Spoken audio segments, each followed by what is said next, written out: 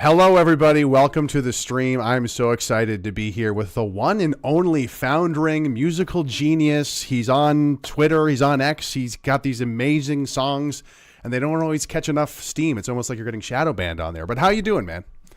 I'm doing great, man. You're making me blush. My kid saw the screenshot that you used for this, and she rolled her eyes. She's like, "Oh God, he's gonna be bragging about this." But it's an honor, man, to speak with you. I appreciate you making this happen. This is a busy time of year right now. So yeah, absolutely. No, dude, I think you're a legend. I make these parody songs as well, but like you're very, very musically talented. The singing, and the lyrics are so clever. Isn't it suck how they like don't get appreciated? I just feel like they don't get appreciated as much as they should. You know, it's funny that you mentioned that because I come from a more musical training, and I always sort of scoffed at lyricists. I was like, "Oh, come on, it's not a big deal." Because I would see, written by George Gershwin or something, and be like, "Oh, who cares who did the lyrics?" But then as I got older, I realized that how basically what words are spelling, right? So words are spells. And when you combine spells with music, it's like double magical power. And that's people would say, "Oh, there's satanic messages in the music and yada yada yada," but there's actually something that you can say about how a lot of these songs program us with the chords they use and whatnot. So the lyrics, as I've come to realize over time, they're a lot harder to do. Music comes pretty naturally to me, but putting the right words to it is such an art, and it has to fit the rhythm, the syllables. A lot of these things people don't realize that you have to take into consideration. A lot of pop music is very deliberate. It's a honed craft, and every single fraction of a second is considered really, really deeply. So now with AI taking over a little bit, it's going to cheapen what we do a little bit, but also make what the songwriter does seem even more special and anomalous, because it's going to become almost a forgotten craft at this point. Like when it's going to be that much more special when it's like organic and not like a robot doing it. You mean when it's like a real human expression, right? Exactly. Yeah. Like me sitting down at a piano and just making up a song on the spot. That's going to be a rare feat, I think. But absolutely. Yeah. So I apologize to people. You know, we're going to talk about things going on with shadow banning and maybe our theories on Elon Musk. We're going to talk about Nick Fuentes as well. Someone showed up his door, tried to kill him, a right-wing commentator in the States. But we might nerd out a little bit on the music lyrical stuff, because I love that shit. I love that shit. And I haven't had much time, but recently it's like the Christmas season, and I'm like been trying to make these different parodies just because, what's your vibe on like Christmas music in general? Because like it's all the seventh chords, you know, like, okay. Now you said you were like, okay, we're not going to get nerd out, but now you're dropping seven chords and stuff. No, there's a whole philosophy there, man. There's like I said, they have a formula for a lot of these pop songs, you know, the notorious 1-5-6-4, right? The four chord song, right? Right. But Christmas music has its own set of tricks, which is really interesting once you start comparing some of these songs and how it's the same bag of tricks that they found this formula, and they know that it taps in. People aren't sitting and over analyzing these songs when they hear them. They just say, "Oh yeah, I recognize this." It reminds them. It's the nostalgia factor. And that's what music now has become more of. It's more of this way to gauge, to sort of get you into a certain frame of mind and bring you into this state, this very suggestive state. Hypnotic. And it's state. it is a hypnotic, and it's not like, I don't want to say, I was dissing the 1-5-6-4 and getting some pushback and say, "Oh, you're saying it's evil." And I'm not saying the chords aren't inherently evil. What it is that the formula, the way that they use it is sus, right? It's subterfuge is what it is. And the Christmas music has this certain twang, the certain appeal, the certain, again, formulas that they use with these chords. And did you see my Xmas song? Do you know what I'm talking about? Yeah, no, that one is a banger. It's like it's an epic medley mashup of all these different Christmas songs for those who haven't seen it. And the kind of common theme is like these were all written by Jews and they're all subversive. Rudolph the Obvious allegory. That's, man, it's so good. Yeah. Yeah, well, what's funny about that is well, it got banned on X, which is funny, which is just hilarious. I'm sure it would actually be okay on YouTube too. Was it Which new is this weird. year? So okay, so no, the original's from last year, Okay. and I didn't have the last December. Mm-hmm. I was fresh off of I was banned from Twitter for half of the year last year. No explanation, right? Fresh off of my Crazy. YouTube ban, right? So I can't we can't say certain things, right? Oh, you're gonna get in trouble for even having me on YouTube, right? Um, when I did that song, I didn't have a blue check, right? So the max limit for videos is 2 minutes, which is a pain. You know, people are saying, "Oh, just write shorter songs," but you know, it's so hard to do that. I mean, every once in a while, you got to write a 3-minute song. Like if you're writing 1.5 minute songs all the time, you're cheapening. I mean, there's a time and place for that, and it's TikTok, I guess, but whatever. So I wrote that, and I had to split it into 2 videos because it was too long. And then it kind of I didn't have as much of a following back then, and then I forgot about it. But then this year, I redid it and put them together, just re-edit it and made it look a little bit better and changed the font. And then I posted that and now I have a bigger following. And then it got cut. And what's interesting is people are saying, oh, it's hateful.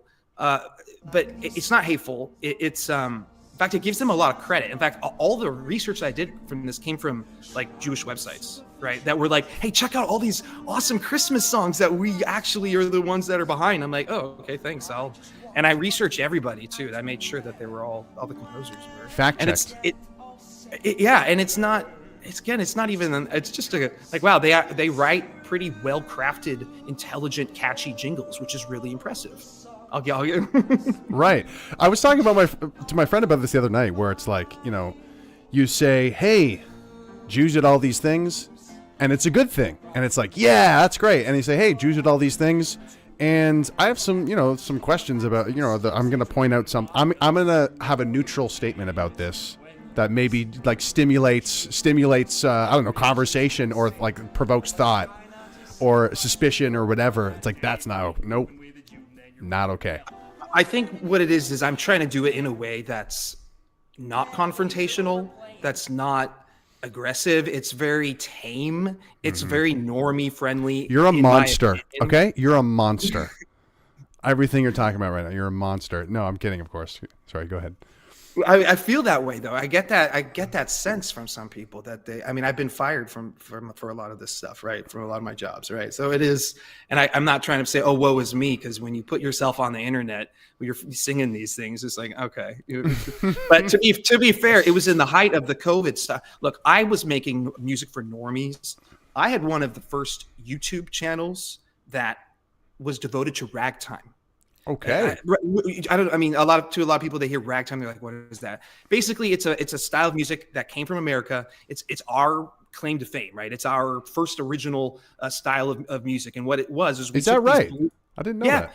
It's the first acknowledged to be the first truly American genre of music that we created. It emerged in the late 1800s.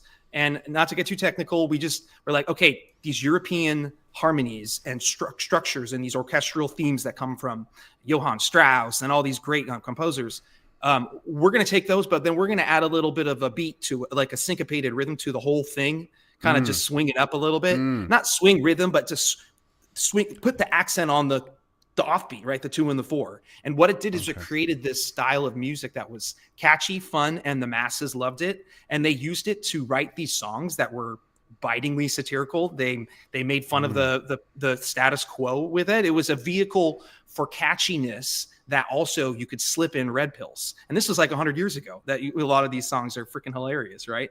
So today I'm like, I grew up playing ragtime, and then I was making these videos on YouTube and early 2006, 2007, I was putting my first videos up, and they were starting to get attention. And then I'm an old fag. I say that. He's been around. No, that's fine. So, so at the same time, I started every once in a while slipping in like an anti-war song, an anti-banker song, just in between the ragtime stuff. And then I think YouTube picked up on that. And then they marked my channel like early on, and then it kind of just died and I gave up on it. And then COVID hit, and then I was like, okay, if they're going to go as hard as this, as shutting down the world and ruining my life and everything, I'm no holds barred for me, man. Like I'm going I'm going hard. So then I wrote all my naughtiest songs during that time. I wouldn't have done it otherwise. Like I basically just screwed my music career. Like I actually had a pretty good career. I mean, I was touring with Postmodern Jukebox, which is a pretty big pop band around the world, which is pretty awesome. Wow. I can't do that. And do you know PMJ? I don't. I'm looking them up right now. But like, where have you toured before? Oh my goodness, dude! I went around. I've been I think 4-5 continents and so many, like 60 countries. Wow. Yeah. I mean, Moscow, Singapore, Tasmania, Australia, New Zealand, Norway, Prague, Czech Republic, Slovakia. And what was cool is there were some times when, I mean, I had a small channel, but what I did was pretty niche. Yeah, there's my band. Basically, it's just pop music. They take pop. It's what I've been doing since I was a kid. Taking pop songs, crappy pop songs. Don't support this band anymore. They got woke. Okay, they suck. They suck. Never mind. They're terrible. No. I take that back. I love them. They gave me the opportunity to tour the world, and that's my buddy right there, Casey, in the middle there. And let's just say some of those women too, but let's keep it YouTube friendly. So basically, this was a chance for us to share American culture. And what the band does is whatnot.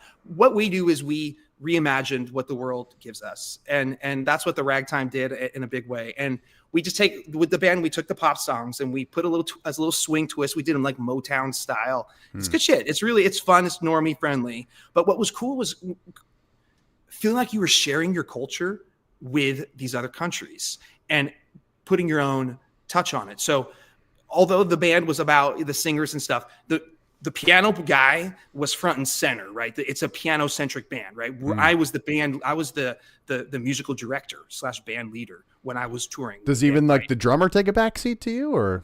Yes. Wow. Which is not, I don't play much live music in the band format. So the band is basically founded by this guy, Scott Bradley. Okay. And what's interesting is he and I were talking about doing the World's Fair event and bringing back all this thing. And now Trump's talking about doing this World's Fair. And I don't want to get sidetracked. The piano is the main guy, right? But my point is that like when I would have a chance to play whatever I wanted. And when I was in Russia, I would play Rachmaninoff, Tchaikovsky, the great Russian classical composers who are heroes to them, right? Mm-hmm. In France, I would play their great, La Vie en Rose, their music that they love so much, and we would get applause, throughout the night. But the moments that I did that, when I was like, here's a little bit of your culture, like music is an amazing way for people to identify with their culture and the arts in general, right? And it's almost sacred. Right. So these figures like Grieg in Norway, right? This guy, Edvard Grieg, people know him from In the Hall of the Mountain King, right? Da, da, da, da, da, da, da, da, da, da. He was my favorite composer when I was like 10. And when I was in Norway, I played some Grieg and they were screaming. Like it was insane. Like it was again, that moment of sharing the cultures. And these people have this strong national identity that these composers really tap into. And again, I feel like music is this way that can transcend and can be used to communicate between us, but also differentiate us, right? We have these different cultures and these different musical traditions, and they're important really to hold on to the history, this historical aspect of it. And again, I think that's why it felt like what we were doing when I was on tour, what I was trying to do. Like when I was in Moscow, we were treated like kings. This is before the Trump won, and then everyone was like, "Oh, everyone's a Russian spy or whatever." Putin's Hitler, and I'm like, "Okay, whatever." No, it was like they were like, "Oh my goodness, Americans are here," and we got free drinks wherever we went, not just because we were in a band, but because we were Americans, right? They loved us there. And then when we performed, it was like they were like, "You brought your culture to here," like for the first time since the fall of the Soviet Union. I mean, it was amazing, the whole experience. So long story short, I had a great time touring. I did it with them for about 3 years. And then COVID hit. And I started coming out with the spicy stuff. And I know that they're pretty woke. They are called postmodern. So I doubt I'll be going back. I was also playing in a lot of ragtime music festivals, which still exist incredibly. But I've been pretty much excommunicated from those too. So you got my life story. There you go. No, that's I appreciate you sharing that. And it's you never know. The pendulum may swing, and maybe you'll be the coolest guy, and they'll come crawling back. Hey, here I am now, man. Yeah. Well, what's funny is I literally about a month ago, I surpassed the band in followers on X, which whatever that means. But I'm like, they're about like 50,000 or something. And I was like, I just got by, and I was like, I'm not keeping track or anything, but if I was, I would, I don't know. That was a funny. Not that it's a competition, but I'm totally winning right now for those paying attention. That's so cool. And that's such a profound thing you were talking about, which is, I've performed live before, and usually I do a musical comedy thing. That's usually how I perform best or entertain people the most. Yeah, the crowd reaction is always a good feeling, but the fact that you can go to a foreign place, they might not even speak English, I'm guessing, but it's just like the melodies and everything, being able to connect with them in that way, that does sound very very special and transcendental. I don't know if that's the right word. That's a fantastic word for it, definitely. But I don't want to take away from the comedy aspect of it, right? Because comedy and satire combined with music is another way that you get people laughing, and then they can approach subjects that normally they would completely disregard or scoff at or deny or any, you know what I mean? So I think part of the reason why they come after folks like us who do this type of approach of musical comedy and everything is it's such a powerful tool. It's one that's been used for a while, and then they kind of had a monopoly on it, right? The record industry and all that, they sort of took away that, and then I feel like it's and then coming Randy back Rainbow now. killed it forever. Don't even get me started on that guy. Randy is which is perfect because my cat's jumping on me because I believe that Randy has a parasite infection. I think I'm not even kidding. Do you know about the parasite theory? I've been increasingly interested in everything esoteric since COVID. Yeah. So I've heard of parasites. I now chew nicotine gum to get rid of the mind parasites. But tell me about. I'm ready for the theory on the parasitic infection of Randy Rainbow. Oh well, it's just certainly not him, but he's just one of the more like advanced stages. You can tell he's in advanced stages. Parasite infection. I mean, can't you? Yeah, these are butt parasites for everyone curious, and then they go up to the brain. There are worms in our butt, and they're driving people nuts. That's the song. So you should pull up my parasite pill song because the music video for the parasite pill is what is the most informative on the subject. It's like basically 3 minutes of a parasite pill, rectally inserted. I'm being a little tongue in cheek here, but.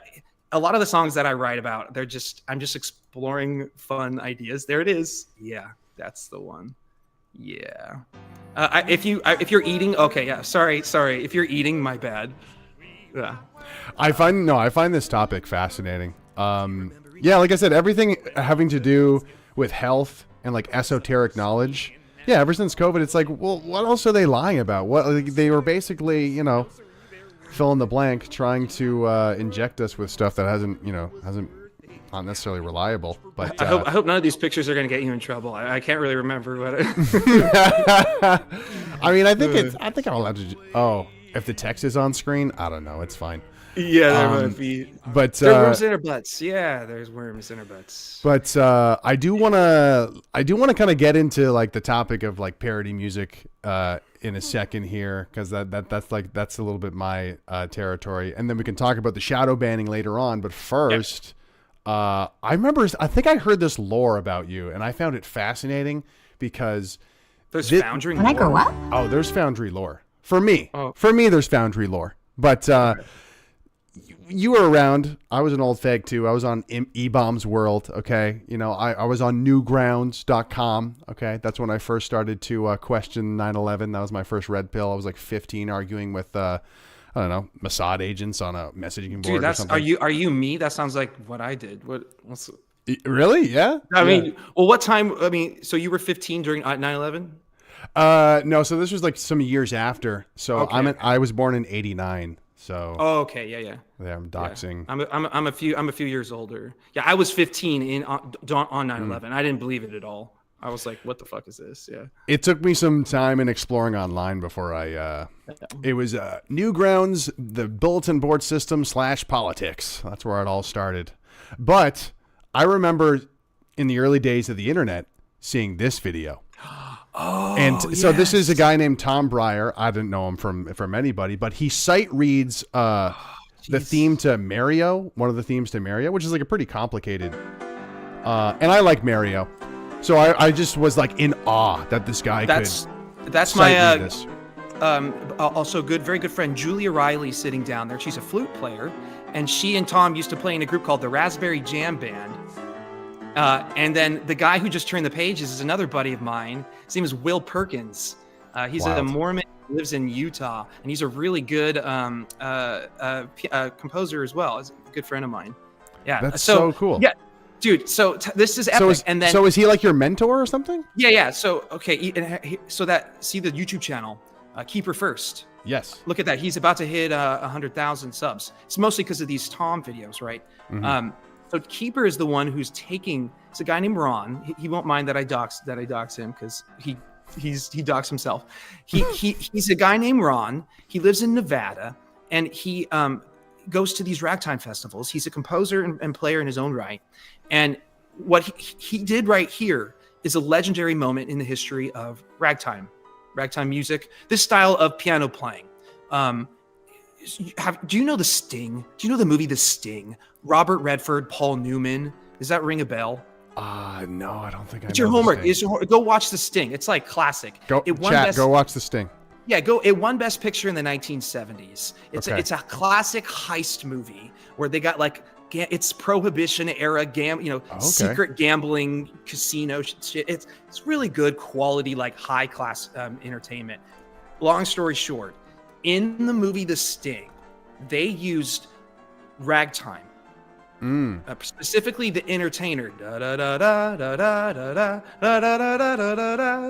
the ice cream truck song, right? But my point is, it completely went viral in a time before that was even a thing, where ragtime came back as a popular genre for the first time in like 70 or 80 years because of this movie. Wow. From this movie. So basically everyone in my parents' generation knows The Sting. In fact, when I'm still doing gigs today, boomers will come up to me and they'll say, play The Sting, play The Sting. And what they mean, the entertainer. That's the entertainer. They want to hear The Entertainer by Scott Joplin, right? But I'm not even mad at that, because what it did was we had a revival of ragtime. So fast forward to Mario stuff and all that. When you have Nintendo, what do? They got this guy Koji Kondo. Koji Kondo was the one who did all the Zelda themes, all the Mario themes. He's a genius, right? He's still alive composing. But what he did was he took that bum bum bum bum bum bum bum bum bum. These are all ragtime motifs. This is all syncopated ragtime style music. And in that one moment, he inspired the next 40 years of computer game music, video game music, which is heavily derivative of the traditional ragtime stuff. So we've had another ragtime revival because of people like Tom in that last video. And it is really hard to overstate, especially in these days when it's like everything is so fast. The cycle, the social media cycle is just dizzying, right? It's really hard to keep track of these things. But back in the day when you had a viral video, it was like viral for like months, right? I mean, it lasted and it was shared again and again. I mean, today you have like 24 hours tops, maybe even less than that. And then everyone has moved on. It's dizzying, right? Like I said. Have you seen the Oh Really Owl? It's this owl. You got to see it. Yeah. I thought you'd appreciate that. Yeah, for sure. So with Tom Breyer, it was this time when like everybody knew who that guy was. Everybody knew who the sight reading guy, pianist was. Like, it was just this rite of passage on the early days of internet. And it wasn't just this video, it was a series of videos. So really, and I have to give credit, because Tom was just this amazing, beautiful, innocent autist. I shouldn't say was, because he's still around. He had a car accident, which is why I'm sort of talking about him in the past tense a little bit in terms of his playing ability. She's still obviously still with us. That neck beard is so aggressive. It's so, I mean, he's just, the neck beard is just, it inspired a whole style of follow-up pianists that are trying to imitate the neckbeard, and they'll never be at the level of Tom Breyer's neckbeard. No, anyway, but so this moment of Ron, keeper first, putting this camera, he's the one that got this music, downloaded off online, and put it in front of Tom's face and said, and just go run with this. Because he knew Tom had never played any of these games before. He had never heard any of this music before. He has this very special type of ability called sight reading. And it's the one that I have, better than like there's a million pianists that are better jazz and classical pianists than I am. But at this ability of sight reading, it's a very specialized skill, especially being able to then just reinvent as you're doing it on the fly. And Tom was a master at it, right? So he's just making this up on the fly, seeing this music for the first time, which is to a non-musician is kind of impressive, but to a musician, it's really, really, really, really impressive. Like you can tell that this guy is at a level of mastery that very few people reach. Not that you can't, but it's just a rare skill to have in top form. So long story short, this guy Keeper, Ron, messaged me one day because he saw that I had a ragtime YouTube channel. And he said, you need to come to these ragtime festivals. And this was at like 2012. So a while, 12 years ago ish, 2012. And I went and I met Tom, and we hit it off because he could see that I had the similar kind of like spazzy ADD quality to my playing style. And I was a sight reader. Right. And for what it's worth, there's always the purists and everything, right? So there was the contingent of the ragtime community that was like, only play ragtime before 19-dickety-2. And I'm like, okay, whatever. I want to play the modern stuff, right? I want to bring in the younger people and like saying, reinterpret hey, check it out. Stuff. Yeah, I'm playing Undertale. I'm playing Cuphead. Right, Cuphead has got this great ragtime soundtrack, and the people and the younger folk are like, "Wow, actually, yeah, I'll come to the ragtime festival." So I feel like they didn't really see the merit in that. The ragtime head honchos, the right? purists didn't like it. They're elitists. They're like, "Huh, what is this?" And it's so funny because it's all like racist iconography too, and all these old ragtime sheet music. They're like today. Even I'm like, oh man. But anyway, just because like the era it's from, just from the era it's from, it's all very like blackface type stuff, and they all have watermelons and they're eating chicken, and it is what it is, right? But it was all, you say that like it's like a bad thing, but it was embraced at the time, if that makes sense, right? It was a music that blacks and whites kind of were like, oh, we both write this and we both enjoy this. And it was used to kind of as a racial stereotype, but it was not done. It was not done in a way where black people were like, oh no, this is terrible. They loved it. And they were writing the stuff too. Scott Joplin, the main ragtime composer, was black, right? And Joseph Lamb, the second best guy, was white. So it was something that it was something that brought people together, and they used it to challenge the status quo, right? Yeah. So anyway, Tom Breyer, the good old days. The good old days, right? Tom was great. He kind of took me under his wing, and in 2016 he had a car accident, brain injury, and basically kind of lost the ability to play. Big tragedy. I think it's the worst thing that's happened to music in the last 50 years. I'm not even over exaggerating. Wow. He was a composer of like 500 original pieces, and they're all just golden. And I'm going to make it a personal mission to record as many of them as I can, because I have one of the biggest collections of his work that it's really hard to find, and I have a digital collection of it and physical as well. So his work is doing just playing other pieces, or is these original works? These are all original works. Oh wow! Original compositions that are again some of my favorite piano music in existence. But there is a new generation of ragtime and early jazz composers. So see this. Just to step aside for a second, like this is what I'm interested in more than anything, right? This is my love and my specialty, and yet I'm portrayed as like this really crazy evil person in a lot of circles. You know You're what I mean? just an anti-Semite, actually, right? And I wrote a couple satire, like Tom Lehrer. Do you know Tom Lehrer? That sounds familiar. So he's a singer-songwriter, a Jewish singer-songwriter. Though he was a secular Jewish guy. He famously did the Element song where it's like, there's antimony, arsenic, aluminum, selenium, and hydrogen, and oxygen, and nitrogen, and rhenium, and nickel, neodymium, neptunium, germanium, and iron, americium, ruthenium, uranium. So he did other songs like Werner von Braun, when he kind of made fun of how the U.S. brought Nazis over into the rocket programs, right? The Operation Paperclip, right? So he was all about political satire and commentary in the 50s and 60s. 50s and 60s, okay. Yeah. This is, and again, my parents' generation, everyone listened to Tom Lehrer. Everyone loved his stuff. They all had his records. I mean, he was banned in Australia. They tried to arrest him for some. He had some pretty risque and bawdy stuff, but he went after everybody, right? So he went after, the U.S., but he went after Jews. He went after no topic was off the table for him, but he could get away with it because it was in a time where like satire was possible. But this was also during the time when, the 60s, right? When there was this sort of fake counterculture moment that happened, this movement. Some of it was organic, but then some of it got co-opted really fast. I mean, we saw the same thing happen in Occupy Wall Street and all that stuff 40 years later, right? But there was this time when it was okay to use song to challenge the status quo. The Jester, I don't know if you know the Smothers Brothers. They're a duo, a comedy duo.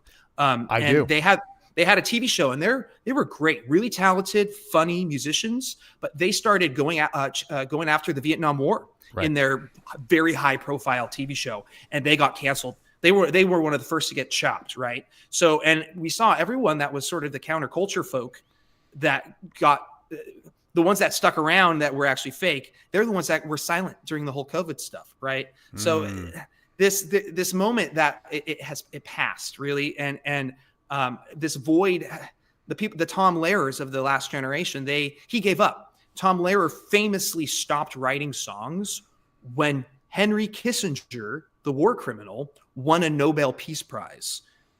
So Kissinger won after bombing Cambodia and Laos and all that, won a Nobel Peace Prize, just like Obama did for basically being black a president, right? That's why he won his Nobel Peace Prize. Then he went and bombed everybody with drones and everything, started a new war, whatever. But when Kissinger won the prize, Tom Lehrer famously said, satire is dead. Political satire is dead in a world where something like this happens. And I tend to agree with him. But what's the best irony, I think, is that Kissinger died last year, and Tom Lehrer, who's almost 100, is still alive.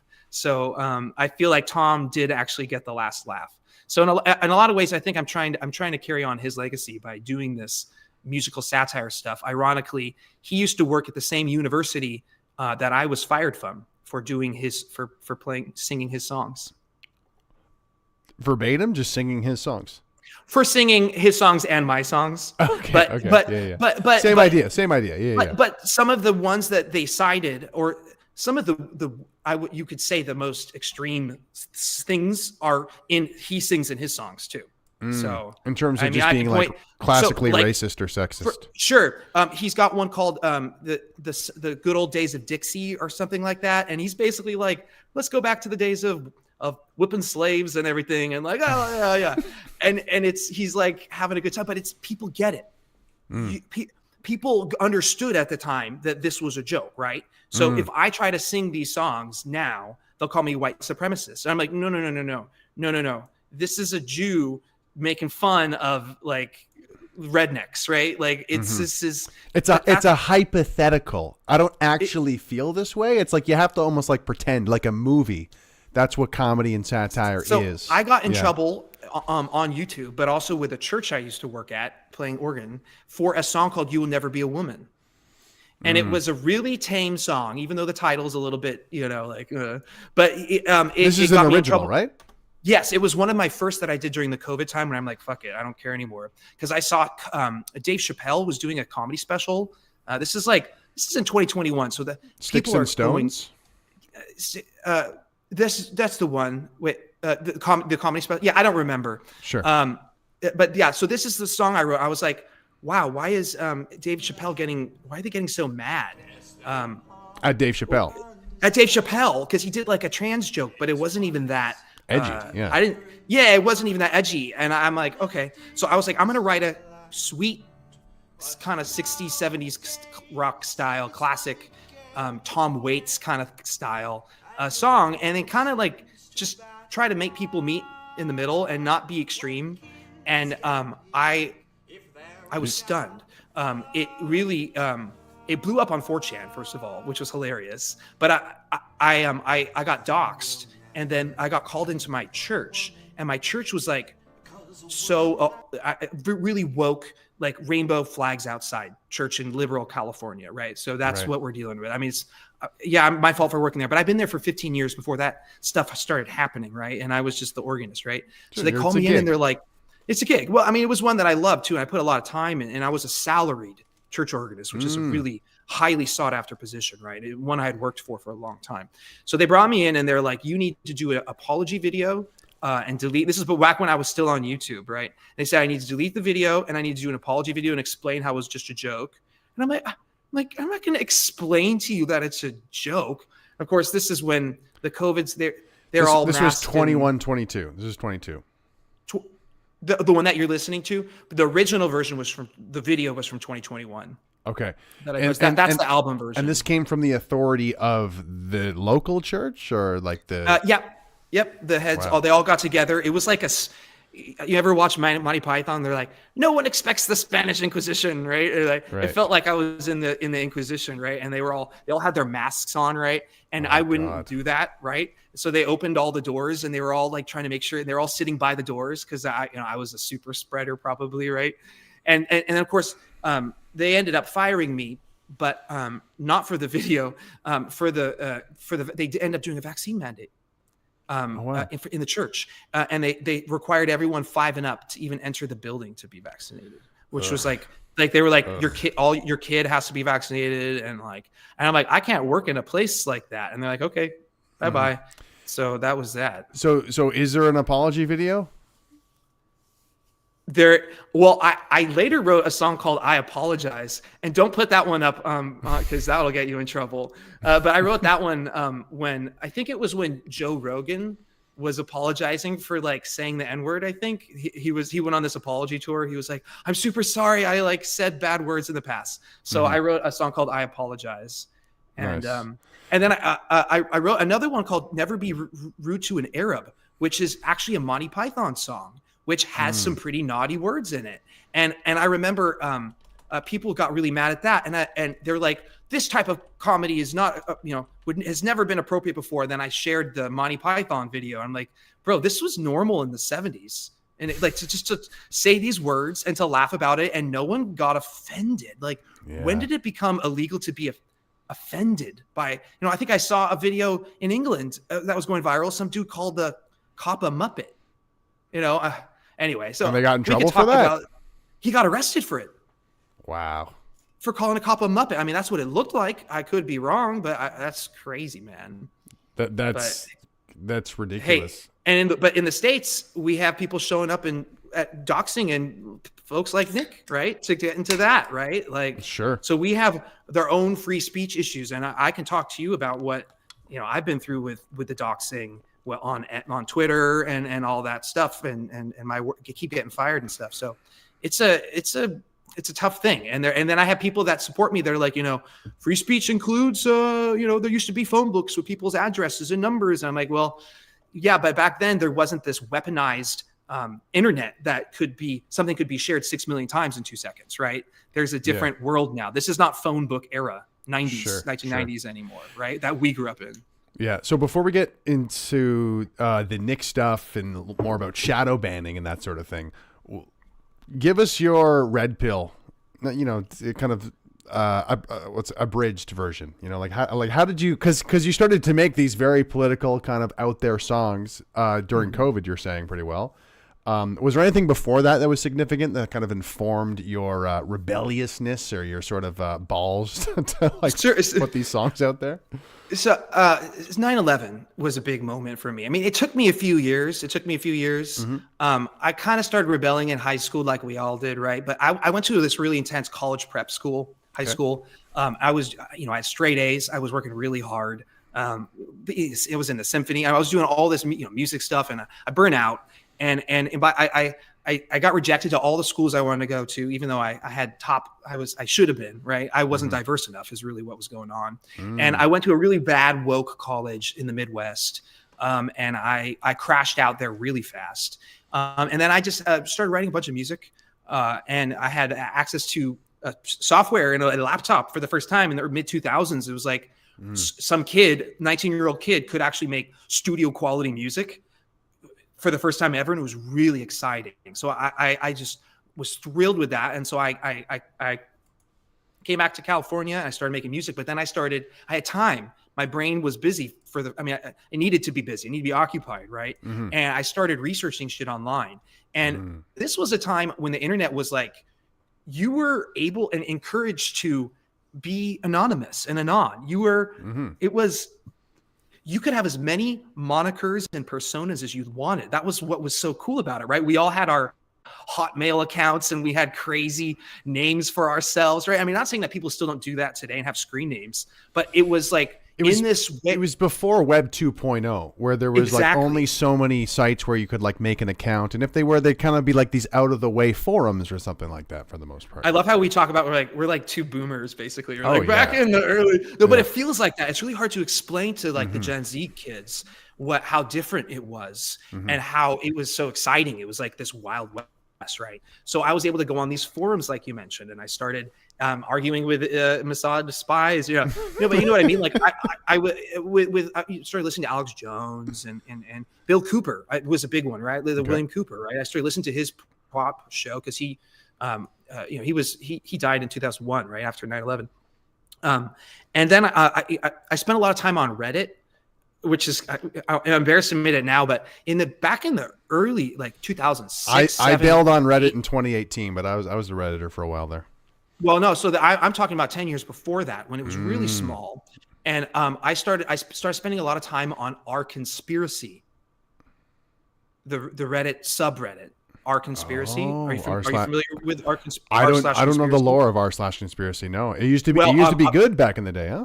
Pull up a documentary I made called Reddit COVID Conspiracies and Coups. It should be on X. Reddit COVID Conspiracies and Coups.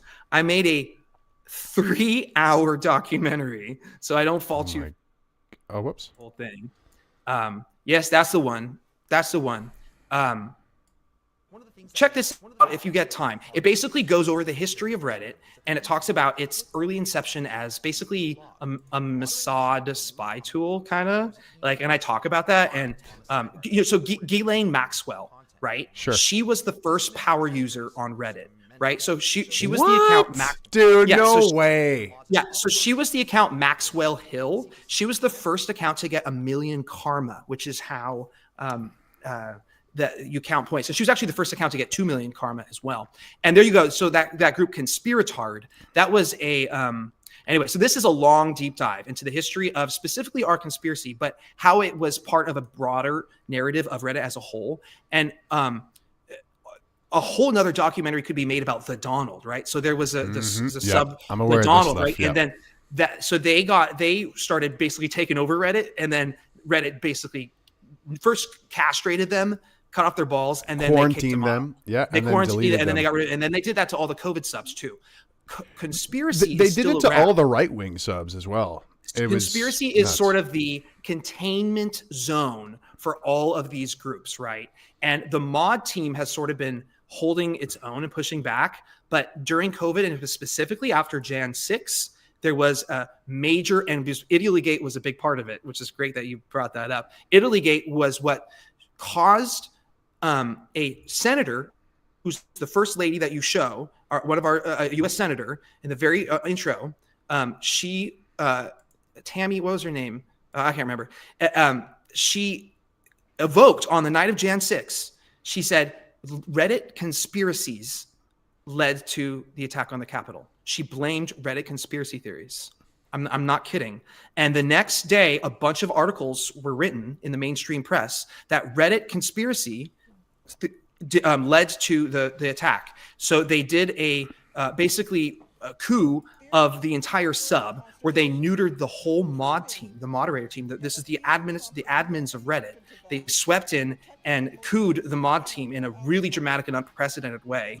And the story was crazy, but it quickly got memory hold because Trump was banned from social media like the next day, and then everyone sort of fall. But this was the first thing that happened, basically, and it was very interesting that they went after Reddit and specifically evoked Reddit conspiracies on the floor of the Senate in Congress. Right. On the night of J6. So it's a whole saga. So again, I got to the punchline of the whole story, but I gave it away a little bit. But the whole process of getting there was interesting. And I was there from the beginning in that I was one of, there was a bunch of Anons, and I had a bunch of accounts that I was using there, not just my Foundring, right? I made a bunch. And we were just talking about vaccines, talking about I was just sharing anything, right? I wasn't like, I didn't believe at all of this shit, right? I just wanted to talk about it. It's kind of like my songs where like people are like, wow, you are crazy. You believe all this stuff. I'm like, well, no, you used to be able to have an artistic persona. And like, for example, rap, like gangster rap. Yep. No one thinks that they're actually, I mean, some of them are retarded, but no one thinks they're actually doing all the things that they're saying. So why do they get a pass when I'm like, apparently everything that I ever sung is gospel to my identity? Is like, no, I don't. I think some of the shit I sing is totally ludicrous, right? But that's what's fun to sing it, right? You used to be able to do that, and the artists are the ones that are supposed to have that ability. Artistic license. Artistic license. The court jester is supposed to be the only one who can make fun of the king to his face and not get his head chopped off for it. And he is afforded that opportunity. And once you cut off the tongue of the court jester, then the tyranny is sure to follow, right? That's the last domino to fall, right? He's the pressure valve for the masses too, right? To be able to have that outlet of looking at Dave Chappelle making fun of trans people. Well, if Dave Chappelle can't riff on a subject, then you have a problem, right? So if you give one group, one identity, immunity from satire, from mockery, from humor, then some really nasty, evil assholes will then take on and assume that identity and use that as a shield to get away with atrocities, genocides, right? Chat, do you have any idea what group he's talking about? But specifically, I was talking about the trans thing because they came after me really hard when I wrote that song, and they doxed me. And they were sending me death threats. And this was on Twitter after Elon took over. And they doxed me with my address and stuff.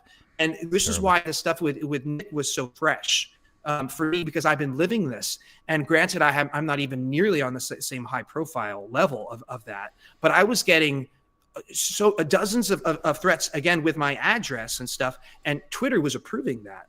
And then they ended up suspending me for half the year anyway, and didn't tell me why. So I got mass reported, basically, is what happened. And then I got brought back on October 7th of last year. What an interesting day to bring me back. October 7th. Weird, huh? Okay, so yeah, there's my story. That's wild. That's wild. They stole your thunder. Damn it. Yeah. No, I loved the comparison you brought up with the gangster rap, because I've always thought that, some right-wing political commentator will do a skit, or friggin' even, I don't know, what's his face, Crowder or something. And then it's like, but gangsters can be as sexist and homophobic as they want, and it's on the radio, and they can be, dehumanizing women, whatever, objectifying them. That's totally fine. It's different when Chris Brown beats up a bunch of women, because he can sing and dance. And it's like gangster, I guess. It's cool. The same people that are buying Chris Brown's albums still are the ones who think that what Nick Fuentes said on the election day was was worse than Hitler, right? You see what I'm saying? Like it was so clearly a joke when what he was doing that, right? So I don't even know, man. We're in clown world, which is, again, I go through this phases of being like Tom Lehrer, and like, I want to give up because Henry Kissinger keeps winning the Nobel Peace Prize, right? But at the same time, every time I give up, I'm like, I'm quitting songwriting, guys. And then something so silly happens, like Jews come out of the wall, like That's a good one. the sewers, right? They come out of the sewers in New York, and I'm like, wait, no, this is actually happening, guys. I'm not making this up. And I sing about it, and then they got really mad at me for that one, right? That song blew up too on Twitter, right? After I got brought back, and I still had a pretty smallish following then, and then I was like, okay. I guess the people, you got to give the people what they want. It's a beautiful song. That's what I really love about your stuff, is not only is it clever and has this like political teeth to it, but sometimes they're just like, they're so melodic and heavenly. It's like, this is so much truth and beauty. I love it. Love it. Well, again, to give credit to Postmodern Jukebox, the band, right? We would take these songs that I would find heinous, some maybe not so palatable, like Taylor Swift, and then we redid them, right? So, for example, we took like "Shake It Off," the song "Shake It Off," which I hate that song. Shake it off, shake it off. But we did this sort of Motown fun version of it, and I kind of grew to like it. And then I took it and I did a song called "Mazel Tov." Have you seen my song "Mazel Tov"? No, you might get in trouble. Is it of the same, like is it like a parody of Shake It Off? Of Shake It Off. So it's Mazel Tov, but it has some bad words in it that I don't know. I don't know how to spell Mazel Tov even. Whoops. Yeah, it's Mazel. Yeah, Tov. Tov. You might need a space in between them. It's Maz.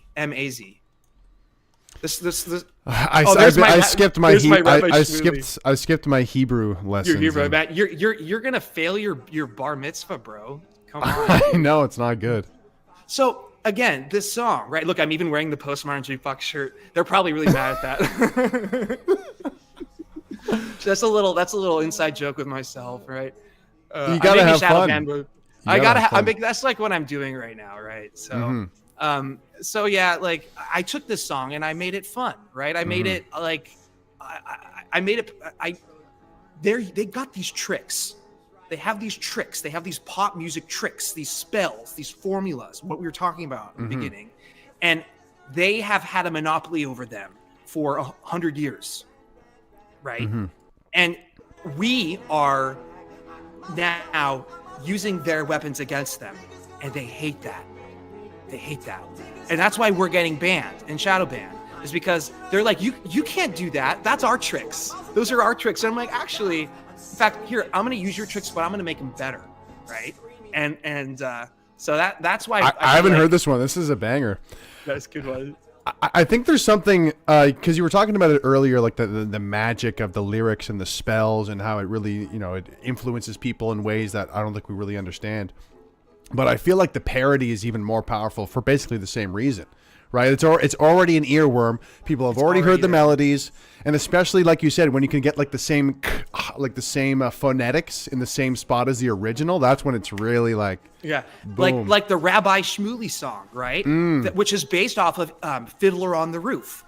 If I Were a Rich Man, right? Which is a Jewish musical, right? If I were a rich man, so it's this very catchy, familiar formula.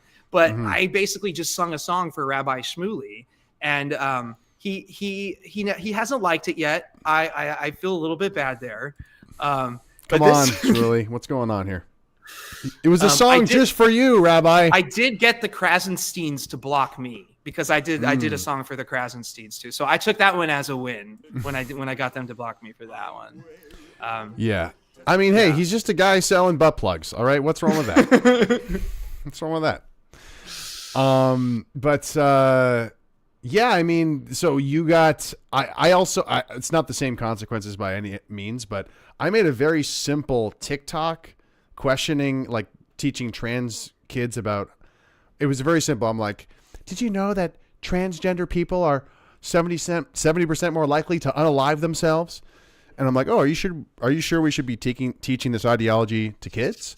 And this blew up, and then my account was gone the next day. You can still go on and find the people stitching it and calling me a monster or whatever, but it's true. For some reason that Why do you think that community is so sensitive? Well, I have personal experience multiple times. So I did lose my YouTube channel of 16 years, like I said, a couple years ago now, a couple years ago next month.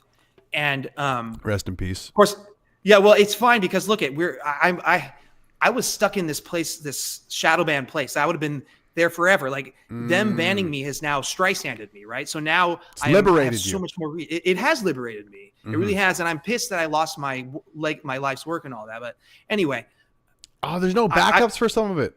Well, I was able to back up a lot of the originals onto Odyssey, but my original videos are gone, and all the views and all the comments and all the links over the years sharing to Reddit and sharing to it's all wiped. So all of that record is just gone.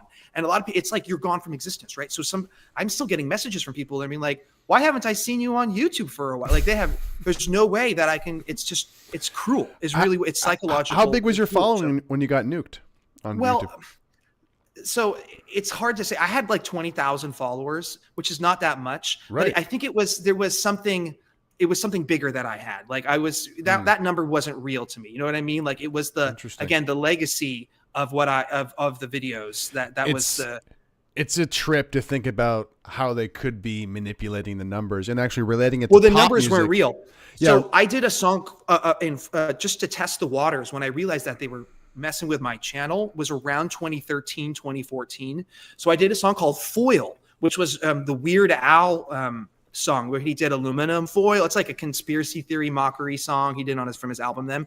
But I was like, you know what? I'm actually going to go hard on this. So I did a 10-minute version of that in 2014 and it went viral, like actually viral.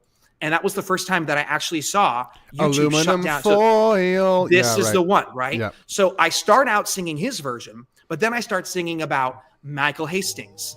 I start singing about Sandy Hook. I start singing about 9/11, right? And I'm dropping, it's like red pill after red pill of like just dosing them up. And this was in a time when this wasn't really being done on YouTube. So this was one of the first moments I think that YouTube had to contend with that because it was going viral where if you just search for foil, the word foil, my video was the first to pop up for like a week. But what ended up happening was that they froze the view count at only a few thousand, but I was still getting the likes and I was still getting the comments, like thousands and thousands. And I ended up so more likes than views. Yeah, and it linked to my SoundCloud account. Yeah, and because it was going viral, my SoundCloud had like 100 listens on every song. It got 30,000 listens on SoundCloud, right? Because this viral spillover was coming over from this YouTube video, right? Right. It wasn't the SoundCloud track wasn't going viral, right? It was because everyone was going from YouTube, but YouTube was showing like 3,000 views, and my SoundCloud had 30,000, and it had like tens of thousands. So YouTube shut it down. How many takes did this take? This is a single take, I'm guessing. Single take, yeah. It's just I don't remember. It was 10 years ago, bro. Yeah, I don't remember. Yeah, but I wrote this fast because this was right when he released his thing, right? So you were on it. Anyway, so I was a marked channel for a long time. So I feel like they let me sort of coast from this point. I never had a viral video after that video until You Will Never Be a Woman. 7 years later, I had a dead channel. Like I would upload something and I had get 10, 20 views, even though I had videos with millions of views, right? Because that was my channel was being suppressed, but I had millions of views on all these ragtime, all these Mario stuff going back to like 2007. I had some of the early viral videos back then, right? Of ragtime stuff.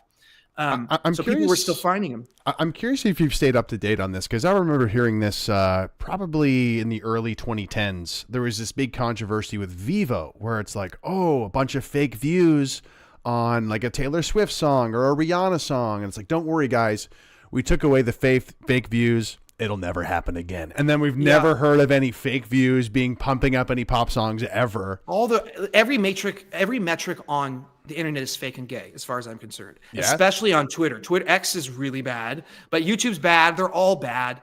Vivo, I had a Vivo thing. I remember that. I do remember that. And then they started being weird, and so I kind of stopped using them. But, I just thought it was noteworthy that they're talking about fake views back then, and then like that's it. We fixed it. It's never going to happen again. It's and then. Oh. Yeah, it's manipulation, right? They know how to, and I don't know if it's a group like this could be AI that we're dealing with, right? This rogue algorithm. I don't know what it is, but it's we are test subjects, and it's trying to inflict maximum like trauma on us to keep us coming back for more, right? It's this constant cycle of trauma, endorphins, right? Like I will be gaining hundreds of followers a day on X, and all of a sudden I'm like losing followers every day for a week, and I'm not doing anything different, right? It's a game that they play, right?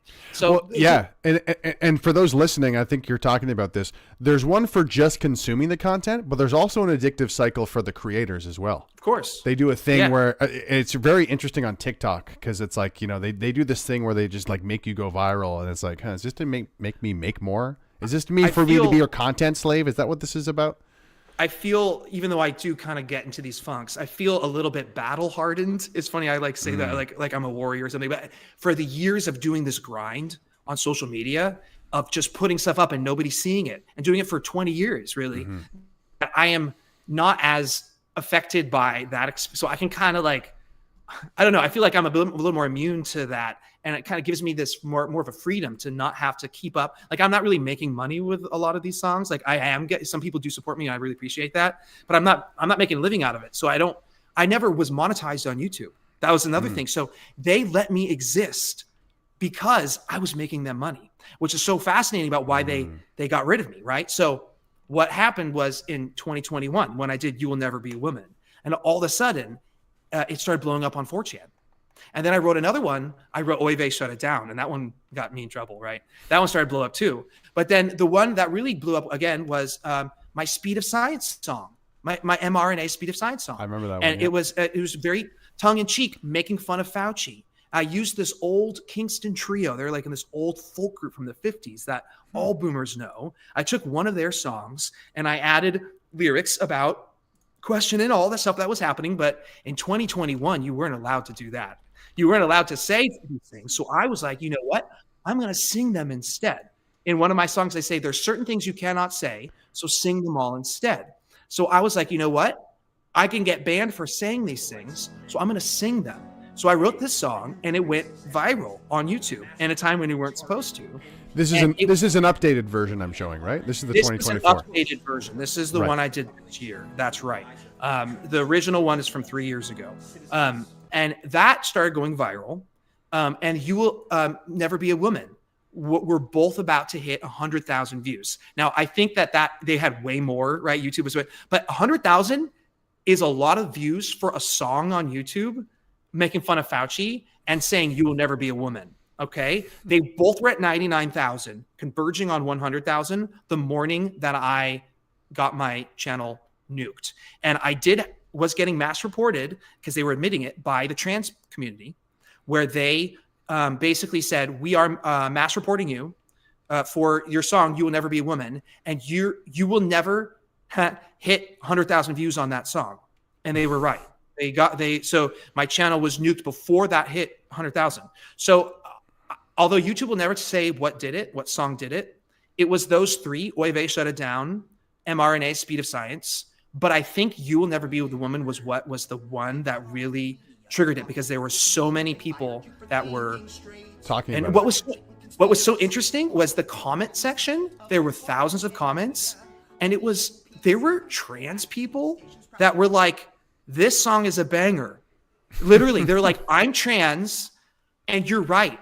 I'm a trans male. I'm never going to be a woman. I totally respect that. Like, you know what I'm saying? Like, and there were other people like, I'm trans, and yeah, we got to stop transing kids. So there was this whole conversation being had in the comment section of this video, which is like, look at me. I'm a piano fag, right? I'm a theater kid, right? I'm like this dude that's like, you know, I look like one of them.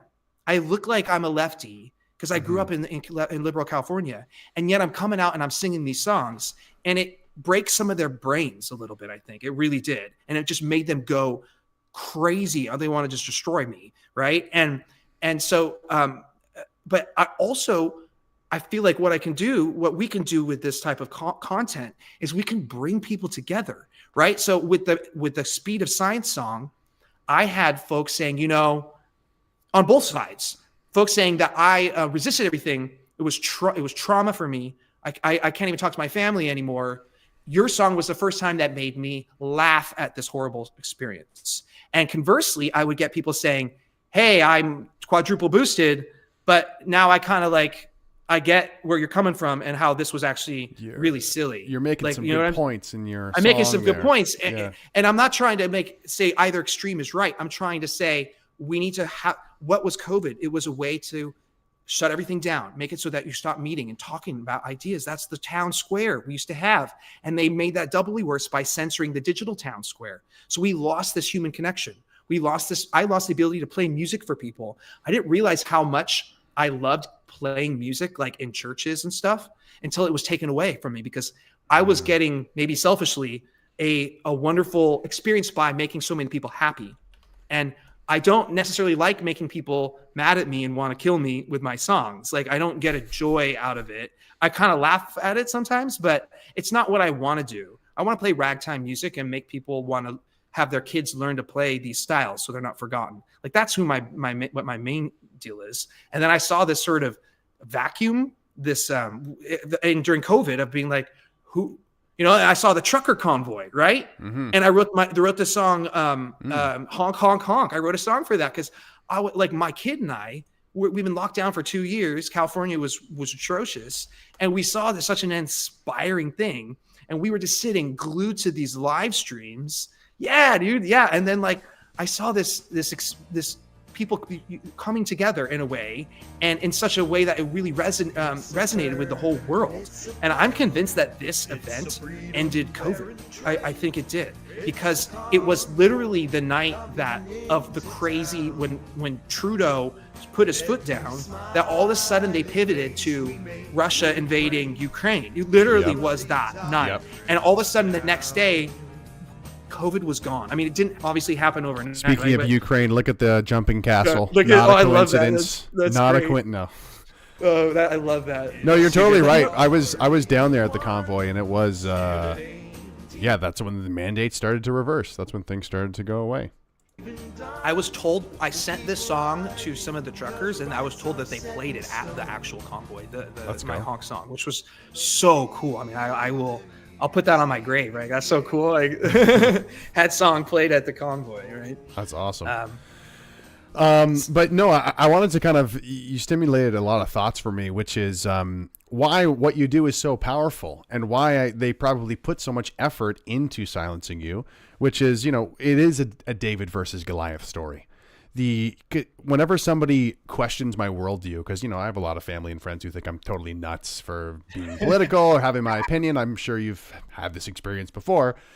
Yep. But something I mean, usually it falls on deaf ears. But when I try to, explain to them where I'm coming from, I tell them, if you really want to understand how our world works, you need to fully realize and confront the fact that the tools for propaganda have never been more sophisticated and powerful than they are now.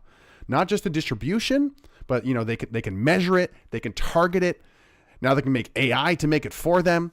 So if you don't factor that in when thinking about how the world works in 2024, then you're just like a naive sheep walking around. Like, if you don't think there's propaganda at play manipulating people, I don't even know what to tell you. You're living in la la land.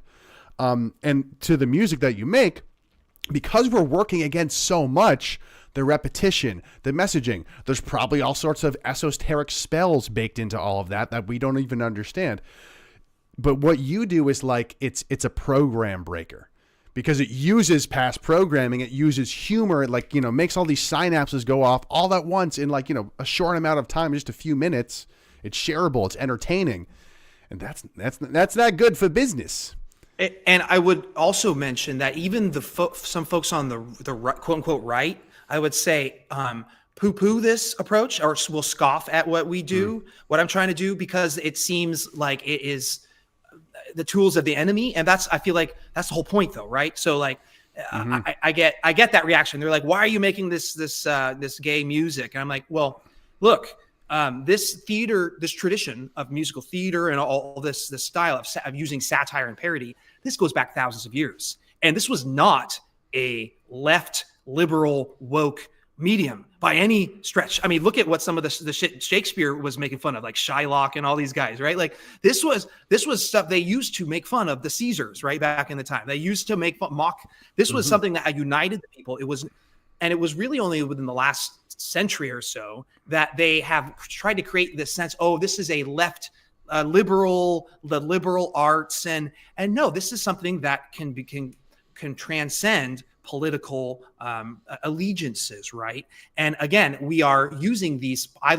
As much as I like to rant and rave against the 1-5-6-4 chord sequences that they use as magic spells, if you use it right, it's why not? I mean, if you're using it again, using these tools against them, and you mentioned AI as well, where I get this pushback from some people. We're like, oh, no, it's all bad, it's all satanic and everything, but like, we need to use these tools or they will be used against us. Like you said, propaganda is at the highest level. They are AIing the shit out of us. So why not use these tools? Like there's a lot of AI music making tools, and I say use them. I don't want to discourage people from honing their own crafts and learning how to do it themselves. But not everyone has 30 years of writing shitty songs before you get good. You know what I mean? Like that's something that I've done stupidly. But I didn't start out. I wrote 100,000 shitty songs before I wrote a good song, right? So I feel like I'm seeing like my kid and her friends. They're making AI songs, right? They're writing their own lyrics and doing shit. So we can use these tools against them if we know how, right? I feel like they shouldn't be neglected just because it's the tools of the enemy. And music is a big part of that, I think, for sure. And satire and parody and all that. The Randy Rainbows, the worms are controlling them, and the worms in their butts, bro. Like I'm serious. Like there's a parasitic part of it, and it could be metaphysical, demonic. It could be physical, like actual worms in your butts, right? But I think this is more of a metaphor of this influence of fame and money, and I mean, I get it. I'm on social media, and I'm trying to get hits and stuff, but I feel like it's more like, are you trying to unite? Are you trying to bring people together? Or is it something that is like, are you trying to do this wedge thing? And sure, I'm pissed at all this thing, everything that we've gone through the last few years with COVID and all that. And I hate all the people that did it, but I can't just go around hating everyone forever, right? I don't know. No, totally. I've made a couple of videos kind of on this with, my content and political comes from the right wing. And one of our biggest problems is like demoralization and being caught up in resentment and fear and hate and like the purity spiraling. And there's a difference between having standards and not compromising on certain things and unnecessarily purity spiraling in a certain direction. And especially these days too, it's like, how are we supposed to fight back at all? It's like, no, you can't do that because that's, can't eat that. That's Zog slop. Can't do this because that's, that's satanic too. And it's like, can I do, like, if you actually followed the logic, you wouldn't be able to do anything. Like, you wouldn't be able to even leave your house or nothing, or you'd have to like deconstruct your house or who knows. And I also think of it too of, we are in such a degenerate sort of environment that it's like we have to use the environment to our advantage. Like it's not, because these people who purity spiral, they have such an ideal about this or that. And, you might have a point, but it's like, we have to use the tools we have available to us. And I almost think of it as like using the degeneracy to subvert it. Like we need to subvert back. You know what I'm saying? That's what I when I see something that really look at me, I'm like ranting about offending, but when I see something that offends me, for example, the Mask Christmas song that I reposted today, it's Ariana Grande and Jimmy Fallon and Megan Thee Stallion, I think they did this horrendous bit of COVID propaganda video. It's just an assault on your senses. It's just the worst music video of all time. This is at the height of COVID hysteria, right? 2021. And I was so just disgusted by it that I was like, all right, I'm going to do a cover of it. I learned it, and then I added just a verse to it. And now I love it. It's like one of my favorite songs ever, right? I took something that really, I just thought was just the worst example of humanity, Yeah, this is the original one from 2021 that I did. This was posted on YouTube. It's it starts out with the actual song, right? So that basically they're just like, let's listen to Fauci, hooray, and Oh, right. Sorry, and who was it again? It was Meg Thee Stallion. Ariana Grande, Jimmy Fallon, and they're all dancing around with this, like, it's so bad. It's an abomination. No, your face. I just saw like a Still thumbnail. of it. Yeah, thumbnail. Brother, how otherworldly was that? Like the So clip crazy. of Stephen Colbert dancing with syringes. That's Like, the what one. is happening? Yeah. I'm gonna keep the sound off so I don't get copyright, whatever. Yeah, you might. Yeah. But But basically, what I said was I took this song from them and made it mine. Is really what I did. Like, I'm not going to give the punchline away in my song, but I basically changed the words and I don't want to get you in trouble. that's it's But look at this. You think this is a parody, right? This is a joke. This is real. This is something that we lived through. See, this is why satire and parody is so important, because this looks to me like it's satire, but people have now lost the ability to distinguish between, which is why I think I confuse people so much, right? Because they look at me and they're like, they think that I am totally serious about. I didn't watch all of this. That's crazy. Ew. Oh my gosh.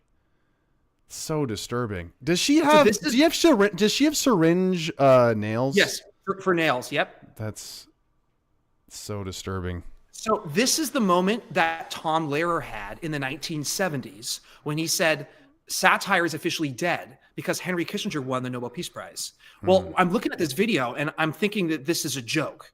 It must be a joke, right? I mean, now it certainly looks that way, but at the time it was deadly serious, right? And this is just brought to you by Pfizer, right? So Pfizer is paying for this, right? Yeah. Which is insane, right? Yeah. It's propaganda. But it's disgusting. And so not to go full. But it's the regular programming. It's the main part of the show. So check it out. So before Bach, ready? We're going to go on a little musical history tour. You had a guy named Pachelbel, Johann Pachelbel. He's known for the Pachelbel canon in D. It's one of the most recognizable chord sequences in musical history. You play the Pachelbel canon in D. A lot of people will have it at their wedding. It's in the top 5 requested classical pieces in all history. What you are listening in that song is the Pachelbel canon in D. Okay. So this is the 4-chord progression of most pop music. So no? That is incredibly, no, you're fine. It's the 4-chord song from pop music today is derivative of the Pachelbel canon in D chord progression, but actually Pachelbel's is more intelligent and has more chords and has a little more movement and a little more. So like in the 1600s, pop music in the 1600s was way more cerebral and better than pop. Like I'll roll my eyes at playing the Pachelbel canon in D when it's requested, but I'll enjoy doing that. The 4-chord songs that are use the 1 5 6 4, I cannot play them because it hurts my brain. Like it's just that bad. Like I will unless I'm making fun of them, as if that makes sense. Unless it's not a parody. But if someone requests one of the 4-chord songs, I can't do it. Like it's just I'm like I won't do. I'll change it or I'll jazzify or something. So they took Pachelbel canon in D, which is a well-known song at Christmas time. And of course, people aren't going to recognize it other than musicians, right? I'm listening to classical musicians, I should say. I hear that. I'm like, how dare they rape one of the most classic chord? It's a pop one, but one of the most classical chord progressions of all time. How dare they bastardize? Of course, Pachelbel isn't here to protest, right? He's not here to say you can't do that. So I'm like, all right, I got to take it back. So I took it back from them. And I feel like my version, including I did some more updated ones with better audio quality over the years. I feel like those are going to be kind of COVID classics. When they come out with the COVID hits, I feel like that's going to be on the greatest hits one, for better or for worse. Right. So nice. Again, using their tools against it. They try to use they use that chord sequence on purpose because it gets you into this state of like, oh yeah, this is nice and familiar and cozy, and to get you susceptible to whatever propaganda that they're going to be putting. It's satanic. It's horrible. My big COVID hit, and then we'll get into your theory on Twitter and Elon Musk. But my big COVID hit was Teenage Dirtbag. I'm just a fully vaxxed boy, baby. That's great. Pfizer, Moderna, and one AZ in me. Ooh, and then I start coughing. So yeah, it just goes to show how effective that is, because we're going to remember these from that era, right? We're going to remember, and then we're going to remember the Colberts as the lunatics. I really do believe. I mean, I'm still, maybe I'm being hopelessly white pilled here, because I'm still waiting in line today, and it's half the people in the store are masked in California. Half? I'm serious. Half. Wow. Half. I'm in Toronto, which is a big city center. Half. Yep. Wow, that's bad. Yep. And it's old people and young people too. It's wild, right? So, like, it's you Americans are good with propaganda. That's probably it, man. And so that's what I'm saying. Like, the satire stuff is so important, and because people have lost that ability with that song, like they think it's just totally normal. And I'm looking at that, I'm like, this is farcical, right? And I'm getting pulled in at I got fired earlier this year again from working with musical theater, and they were kind of okay with the vaccine stuff, kind of. They had vaccine mandates, used to at least. Brutal. And they were kind of okay with the Jew stuff, especially when I was like, look, I'm singing in the song that Jews fake outer space. Like, look at me right now. Like, look at me eyes to eye. This is my old boss. Like, do you think that I think that Jews fake outer space? And they're kind of looking, they're like all sheepish. They're looking around like, oh yeah, okay. Like, how about, you know what I'm trying to say? Like, I'm trying to show them that, like, this is, it's supposed to be funny, right? I'm not supposed to be taken seriously here, guys. Like, isn't it crazy that you have to try and explain this to grown-ups? Like, you know, like, I'm like, guys, do you, but the one that they couldn't, that is still visceral, which is tough because it's a stranglehold, is the trans thing, especially the trans kid thing, right? So I worked with a lot of trans kids. I know that's a crazy thing that's a crazy sentence to say. California is just brutal for that. Multiple. Eh? And I, as a teacher, my job is to inspire the next generation. And I don't give a fuck. If you're there and you're present and you want to learn and you want to be a good kid about it and be responsible, you're awesome. I don't care who you are. Right. And that's what I want to inspire the next generation. Right. And the kids that I taught, they don't care. In fact, they didn't know that I had like an online, I'm banned from YouTube. Right. And when I was working there, I was banned from Twitter too. So I was basically wiped from the internet. Right. So it's like my online persona didn't exist. Right. So, but it was it was parents of the trans kids that went nuclear. Right. And some of them happened to be board members of the last job that I worked. So they basically just went nuts. But there's something, and you know, I'm like, guys, like, I wrote a song called "The Transurrection," and I think that one got me in big trouble, I guess. And the "You Will Never Be a Woman Again," that song. But Transurrection is what got me the Twitter death threats and got me, I think, banned from Twitter last year for 4 months randomly. So with that one, I had a harder time explaining that it's a joke, right? But it's, you know, it's satire, right? And we need to be able to joke about these things. But yeah, I think you're right. They've lost the ability to distinguish between what is satire, and they were like, oh, well, people are going to use satire to say hateful, bigoted, racist things. And I'm like, okay, so that means you ban all satire? That's ridiculous. That completely overboard. Yeah, I think bottom line, it makes people think. Like, good comedy is very thought-provoking, and there's layers to it. It makes you think about stuff. And, you know, there's tiers to comedy. Sometimes it's just cheap sarcasm, and it's just like super not slapstick, whatever it is. But also the reaction to it too, right? And the hyper overreaction, right? So like, I wouldn't have wanted to watch the Dave Chappelle special until I started seeing everyone was freaking out about it. I'm like, wait, I want to know what the deal is, right? And I think a lot of people, like, when they keep banning my stuff or banning my videos, people that are actually like, wait, actually, can I go see it? I want to watch it. Before they wouldn't have even cared, right? Right. So now it's like we're in this cool. It's part of the marketing almost. It is, man. It's almost like we're experiencing this sort of creative renaissance as a direct response to big tech censorship. Big tech censorship is now creating. Look, I gave up my Foundring character. I was like done with that shit in 2019. I made a video on YouTube. I'm like, bye guys, I'm quitting. Sorry.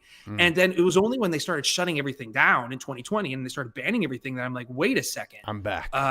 I'm back, baby. Like this is like, are you kidding? So this push for every action, there's an equal and opposite reaction. Well, now the opposite reaction is going to go way hard the other direction. And like I said, I think it's a renaissance. We're in it right now, and it's just cool to be part of it. Yeah. No, I really agree. I think that a lot of really important seeds were planted during the COVID lockdowns. We haven't seen the fruits of them, not even close. I think it'll still be years before we see the fruits of those seeds. But yeah, I was one of those people who was stuck inside. Especially we had horrible lockdowns. They were bad in California. They were very bad in Canada as well. But I started to like post on TikTok. People started to call me a comedian. So that inspired me to do more stuff. But there's many such cases. Well, maybe that's why we saw what we did with the Canadian truckers, because you guys were getting hit the hardest in a lot of ways, right? If you were unvaccinated in Canada, there was literally nothing else to do except drive to Ottawa to the trucker convoy. Like you couldn't go into restaurants, you couldn't go into gyms. They started to tax the unvaccinated in certain provinces. They were flirting with the idea of being like, oh, if you're not vaccinated, you're mentally ill. Like, we might have to check up on you. So many different insane scenarios. In certain provinces, they wanted to make vaccines mandatory at grocery stores. What else? This was in New Brunswick, and they even like started to section it off into zones. It was like very sort of, what's the word? Hunger Games almost. Like you're from District 9 or District 2. It was wild. Because it really felt like, for anyone paying attention in Canada, it really did feel like they're experimenting on us like rats, and they're going to see what we would put up with. And if we don't push back, then nothing's going to happen. And it really was this miracle will never happen again response with the trucker convoy. And I think the reason it worked is because it was something so simple. It's like, go to Ottawa, protest mandates. Doesn't matter what our political stripe, belief, anything. It's like, I can do that. Everyone was like, yeah, I can do that. It was so fucking cold, dude. It was crazy. Well, that's what I was saying. Like, I'm sitting there, I'm like, they must be freezing, and they're out there doing this, and dude, it was so cool. I interviewed over 300 people on camera. There's just like hugs everywhere. I mean, I don't want to relate it to like Woodstock, because I actually recently found out that 9 people like died at an Woodstock. actual based Burning Man. It's like what Burning Man probably should be, without all the like the dirty hippies. Like actually, I hate to ruin it for you. It was certainly based, a lot of base people there, but there was, sorry to my audience, but there were almost too many hippie boomers there. It helped. Like if people were like, hey, dance party, and I'm thinking like the politically serious people were like, we should be elevating this to like demand that they change something, and people are just kind of like getting wasted. It's like, oh, it's fun, but and then you have to wonder, was that element part of maybe the subterfuge of it? But I think there's a whole theory on that. Yeah. What I saw, what my kids saw, who was young, under 10, and having to not unvaccinated, so couldn't, like you said, go to church, go to cafes, go to the theater, go to see movies, play sports, like go to the aquarium. See your loved ones pass away in go to their funeral. Did you guys have that? You couldn't even like go to the funeral. Yes, but I had it. We had it that it was an interfamily thing, right? So my parents were all freaked out, and they wouldn't even let my kid come see her. Right? That too. So it's like that part of it, right? So it's a psychological aspect of it, and then is that still not? Yeah, is that still going on where like families have been ripped apart? Yes, I hear about it all the time. Yeah. I was just at a party, at a gig the other day, and a woman overheard her talking, saying, "My QAnon sister got fired for the vax, and I haven't talked to her since." And like she was like bragging about it. Great. She was bragging about it, and I'm like, I'm holding my tongue. I'm not. I've been fired from. I've said my piece. You know what I mean? Like I don't have anything else to say to these people, right? And so. Have you ever tried the excuse of, we found your online profile, and it's like, that's my identical twin. It's nothing to do with me, right? Not me. Where's my brother? He's also a musical genius. Yes, he's also a very good penis, but it's not me. I don't know. I'm a little gun shy now, where I'm ashamed, which is weird to say, but I don't let anybody know about my online persona, and I don't go for gigs that way. I don't want it to be known. I mean, I used to have a kind of reputation in town as just a local piano player, right? But I'm afraid to do gigs anymore because I'll be found out. That's Well, I live here, so I can't complain, right? I could move to a better place, but my aging parents are here. I'm raising a kid here, so it's not as easy as just piecing out at the moment. You know, certainly in a few years I might reconsider, but for now I'm trying to. And I'm born and raised here, and so I feel like there's going through COVID. It was like actually it fractured society. Right. So everyone went really, but I was able to realize how many local parents were of like mind, that were like, actually, we're afraid to put an RFK Jr. sticker on our car. I'm like, bro, he's a Democrat and we're living in a Democrat area and you're afraid to put a Democrat like that's how bad it was. Like, well, we're going to get our car keyed for RFK Jr. So we all kind of got together and we sort of established our own schooling system for a couple of years, where we met kind of not illegally, right? But it was like a speakeasy type thing, right? Where we met and we were able to sort of, our kids were being denied, right? They were trying to put them on Zoom and put them on these screens and call that school. And it was not, right? So I was up, in the woods teaching music, and we were singing that. I taught that honk, honk, honk song about the Canadian protests to a bunch of kids, like a dozen kids in the woods. And that was like, it was amazing. Like, what memories of that? Like we're like renegades out in the woods trying to. That's awesome. I feel like you can't make that shit up though. Like if I just told me that was going to happen a few years ago, I'm like, that is just retarded. There's no way that would ever happen. Yeah, and I've heard some commentary from people saying how it made people like us so much stronger. The lockdowns, like it made our resolve stronger. It made us kind of like realize what's at stake.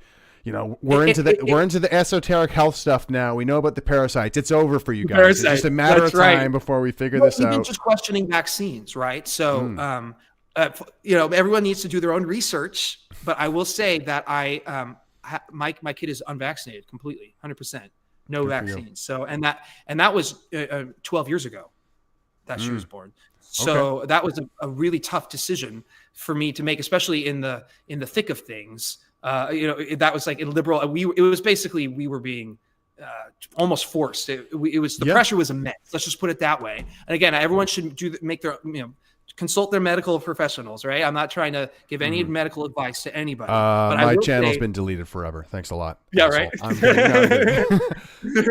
I mean, heck, during COVID, I actually had a guy just play a snippet of Speed of Science, just a snippet, and it got him a strike for medical misinformation. And that song was banned for medical misinformation for a number of years on YouTube. But I had someone test it recently, and it's allowed again. I posted it, and Susan Wojcicki died the next day. The ex-CEO of YouTube, who banned my YouTube channel. I wrote a song for her, and then I posted that Speed of Science song again, and then she died the next day suddenly, which was really interesting. R.I.P. So I can't remember what we were just saying. I was going to take it in a different direction if you want. Sure. Yeah. Yeah. I think that, people like us are tough, and we sometimes don't take the time to recognize that what happened during lockdowns was very traumatic. It was very traumatic. It was traumatic to go through that. I'm still so mad about it. Yeah, and I'm heartbroken over what my government did to me, and also what my fellow countrymen watched happen. And like when I press my friends who are vaccinated about this, they're like, "Oh, well, it seemed like a good idea at the time," and I'm just sitting there like, "Fuck! Like, are you serious right now?" How do you think we've? So I don't know if you've been following what's been happening in terms of in the States, like they're trying to pass this bill, and it which one? What's like the omnibus? It's like the spending bill, right? Okay, yeah. It's the big thing that I'm aware of it for a little bit. Well, the first version had all these provisions that were like protect the vaccine manufacturers, prepare for more prepare for more vaccine mandates, more mask mandates. I'm not even kidding. And it was all about preventing RFK from getting more accountability. And like, look, he's not even coming in to say we need to ban all that. He's just saying we need to hold these companies accountable if they make bad products. I don't think anybody disagrees with that, really, but they've tried to make it into this polarizing thing where it's like, oh, anti-vaxxers this, and I'm like, look, you can go get your COVID boosters, whatever, that's fine, like, do that. And I'm like, I'm going to make my own decision, right? So it's very frustrating when you mention the governments and how angry we are that they're still doubling down on a lot of this. I feel like we should be at this point of now we need to wake up. And I feel like everyone's just dug their heels. But for what it's worth, more people have woken up and more people are questioning. More people are researching these things. More people are looking into parasites and healthier foods and seed oils and all the stuff that was considered so crazy and fringe. And I have close family members that before COVID were completely, lefty, normie NPC types. And now they're like, RFK, yeah, like this is great. Like we need to look into this. And oh my God, thank God Kamala didn't win. I'm like, bro, you voted for Biden. And we're at this. If I can see that in my own life happen, then it just makes me feel a lot better about what it must be happening all over the place. Really, is what's going on. Yeah. The recent iteration of that in Canada is there's been this massive influx of East Indians coming into the country, and like for the first time, regular ass Canadians are like saying and being like, "Wow." I think I saw. I'm a race realist now. It was like an Indian dude. He's like, go home. There's too many of Indians here now. And I'm like, okay, And I got in trouble big time. I got suspended recently on X for that subject. Oh yeah. My Barry song. I don't know if you're allowed to say. The Barry and the Jeets. Barry and the Jeets. So you got so much content to go through. We've been chatting for a while. I don't want to take too much of your time. Sure, You were talking about getting how sad it is or how kind of disheartening it is to get your reputation smeared. If for some of my background lore, I started in politics by running as a candidate for like the far right party in 2019. We wanted to reduce the immigration levels, which is totally popular now. But back then it made you like the Nazi evil Hitler man. Yeah. And again, it was very traumatic to have the TV say you're the worst man ever. And then you go around in public and they think you're the worst man ever. And it manifests as something much more vicious in real life. But we'll talk about Nick in a second. But beforehand, kind of very broad brushstrokes or kind of like high level. Do you trust Elon Musk and his X? What is your sort of take on this platform right now? Man, it's such a loaded question. I don't know if I can be able to weasel my way out of it when you ask it so directly like that.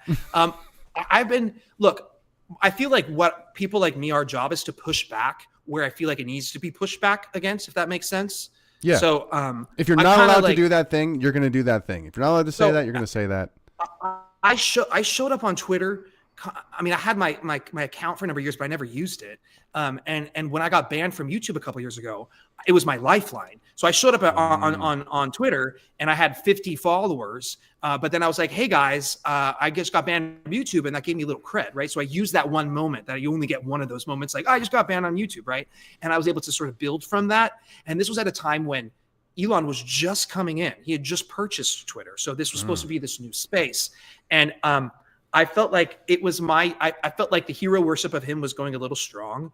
But then at the same time, I didn't want to be ungrateful for now. I mean, it was psychologically, it lowered, the blow was really tough for me to lose my channel. But then I was able to coast on that a little bit, right? And was like, okay, I can rebuild here. And I can start putting up videos again. And I guess I won't be censored now because Elon got it. And then I started noticing some fuckery with some of my videos, especially the one I noticed it the most was Never Be Rude to an Arab. I mentioned it earlier. It was a Monty Python song where I redid. And it's basically, it's like, don't be rude to chinks and all, and it lists all these bad, these racial slurs, right? It lists these slurs, but it's like, don't be rude to them while using, it's like, it uses all these slurs. It's very clever. It's Monty Python. It's a Monty Python bit, right? So like, classic. Don't be rude. So So I used it and I basically added every slur that I could think of, right? But it's like, don't be rude, right? So it's a way to kind of get around. It's a joke, right? It's just these words. Yeah, it's funny. It ends with saying, remember, these words can't hurt, right? Words don't give you physical damage, right? So stop being so offended and arresting people over it. This was a point. So I uploaded that video, and then I noticed that the view count was frozen. And back a year ago, I know this feels like a long time ago, earlier last year, Twitter used to actually show the view count of videos on the actual video. Okay. Which is separate from impressions. Impressions are just kind of who scrolls by. A view is like someone who actually stops and presses play and watches it for like 10 seconds or whatever, right? To get the view, whatever that sure. So that's usually way lower than impressions. Impressions is way bigger, right?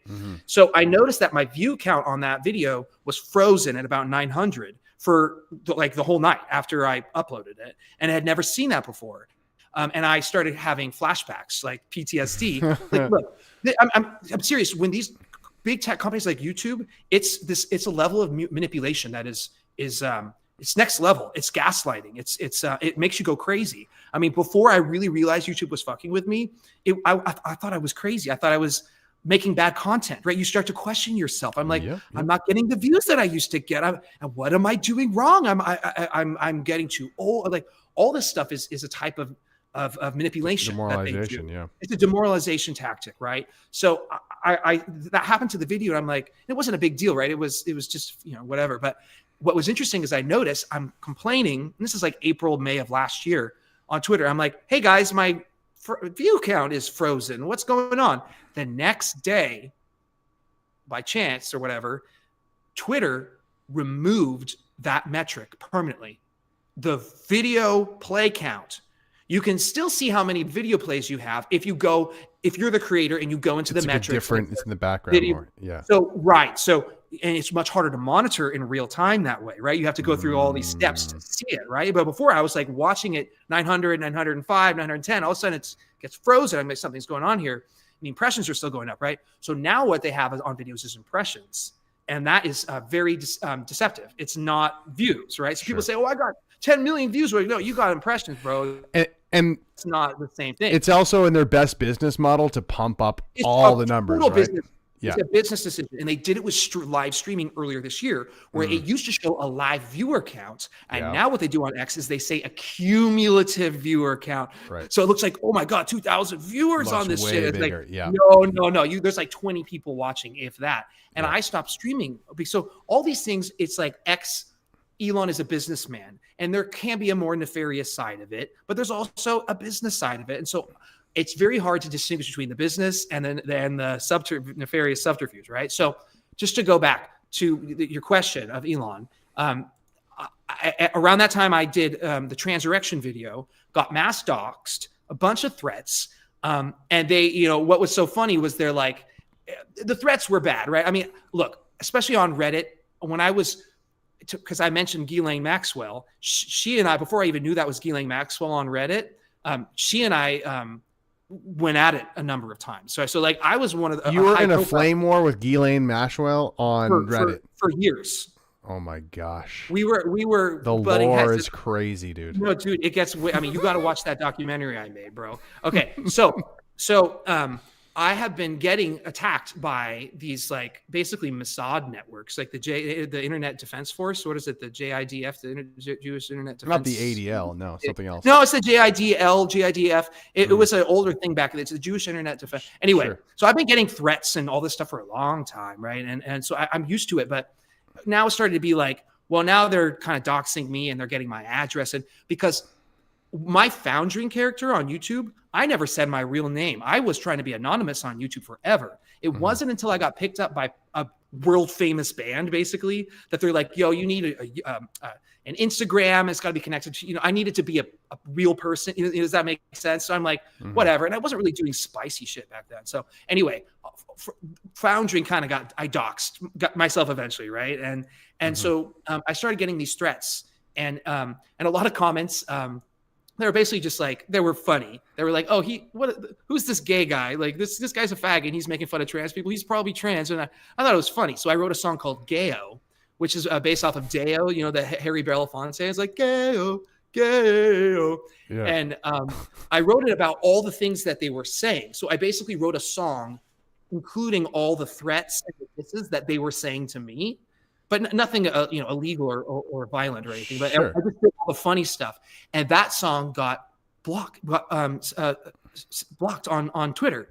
So all the stuff that they were was that like marked as harmful or whatever when they just suppressed the fuck out of it? Yeah, okay. Yes, yeah. So they said it was hateful content and conduct, and so they blocked. Did you have tranny in the caption? Nope. How do you notice that? You can't even put tranny. They Yeah, you can't say tranny like anymore. tranny? Like, is that Yeah, really yeah. Well, that I sing bad the of a song word? tranny in the song.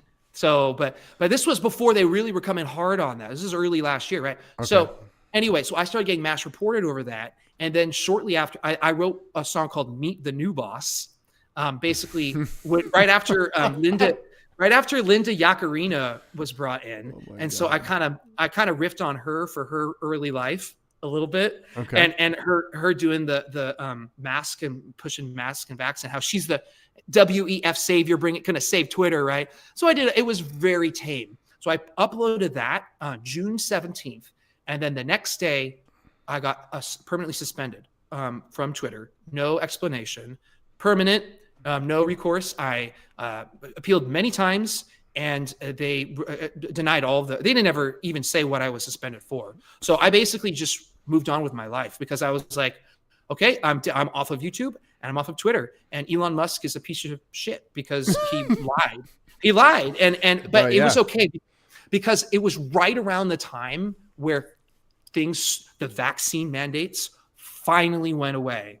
It was really, I mean, it was early 2023 when all the jobs that I used to have finally were like, oh yeah, maybe we're actually desperate for musicians again because everyone freaking moved away. We're doing IRL stuff again. Yeah. Yeah. And they're like, wow, actually nobody knows how to play music anymore because like everyone got shut down and no one took piano lessons and shit. And I'm like, okay, fine, I'll come back. Right. But anyway, so I moved on, got new jobs and everything. And then all of a sudden, 5 months later or so, on October 7th, on the morning of the busiest news day of the year, we're getting all this news about what's happening, right? I'm quietly unsuspended by Twitter. They bring me back. And then, no explanation, all of a sudden I'm back. And then I got doxxed to my job that I was working at and accused of being anti-Semitic. Did this all happen on X? Yeah. So my X account is what got me fired from my last job. So was the docs actually posted on Twitter/X? It was someone who sent my X account to my employer, basically. Okay, so it was the account that didn't exist until, I mean, it basically was gone, right? So all my videos were gone, right? So then all of a sudden they were back.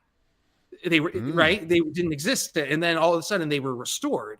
So then they sent those to my employer, and I have no idea how they found out who my employer was, right? So I don't know who did that because I never posted about them. Right. It was probably I probably a really, Mossad thing. It just had whatever it was, I'm very suspicious of the timing of it. And I mean, I kind of joked about it. I was like, oh, this is a Twitter inside job. But then like looking back, I'm kind of like, it's just weird. They brought me back on October 7th. Weird. It nothing. There was no other explanation for it. So anyway, Are you into numerology? Yeah. And yep. And I posted the few days after that, I posted about the 40-headed babies too. That was one of the my first post back was I said 40 is a biblical number. The 40 days, the 40 tribulation, the 40 years in the desert. Like there's so many examples of 40. I was like, this is a ritual. This is not a real story, right? So that was one of my big things on Reddit was I would post about a lot of numerology. I'm a numbers guy. I play Scrabble professionally too, which is kind of I remember hearing that. Yeah. So I'm like a number. I'm a word guy. I'm also a numbers guy where I'm like looking and like when COVID happened, all of a sudden it was like 33 everywhere. There's 33. There's 33 cases. The guy had 33. I'm like, okay, this is a numbers. This is a ritual type thing, right? So I loved commenting about that kind of fun stuff. I saw your post too about the Luigi assassin. What is it? 238 or something like that? 286. 286. There were so many 286s. Yeah. And community notes went so hard on that. I've only had 2 subjects ever community noted, Sandy Hook and my 286 post. Interesting. I cannot believe that. Interesting. And you know what they don't want to I won't say the SH word anymore, but too late. The algorithm got it. Yeah, that's right.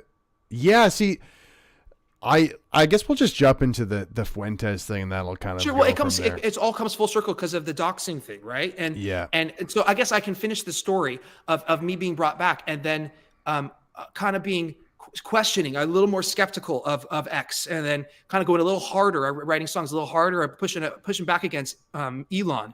And then when he had the Israeli company that was doing the verification, like I didn't verify for a long time.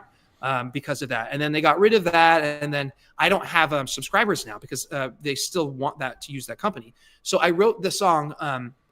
This is the final thing is the Barry and the Jeet song. Right. And so that actually was my first real viral. I mean, Jews in the Walls went kind of viral. Let's just say it got like 100,000 views in a day. Barry got 200,000 views in a day. And I'm not talking impressions. I'm talking, I went in and I did the metrics that is hidden, 200,000 plays. Nice. And that is an insane number that I had not seen for 10 years, period. Since YouTube, I had not seen a video get that big. And that coincided with the anti-immigrant riots?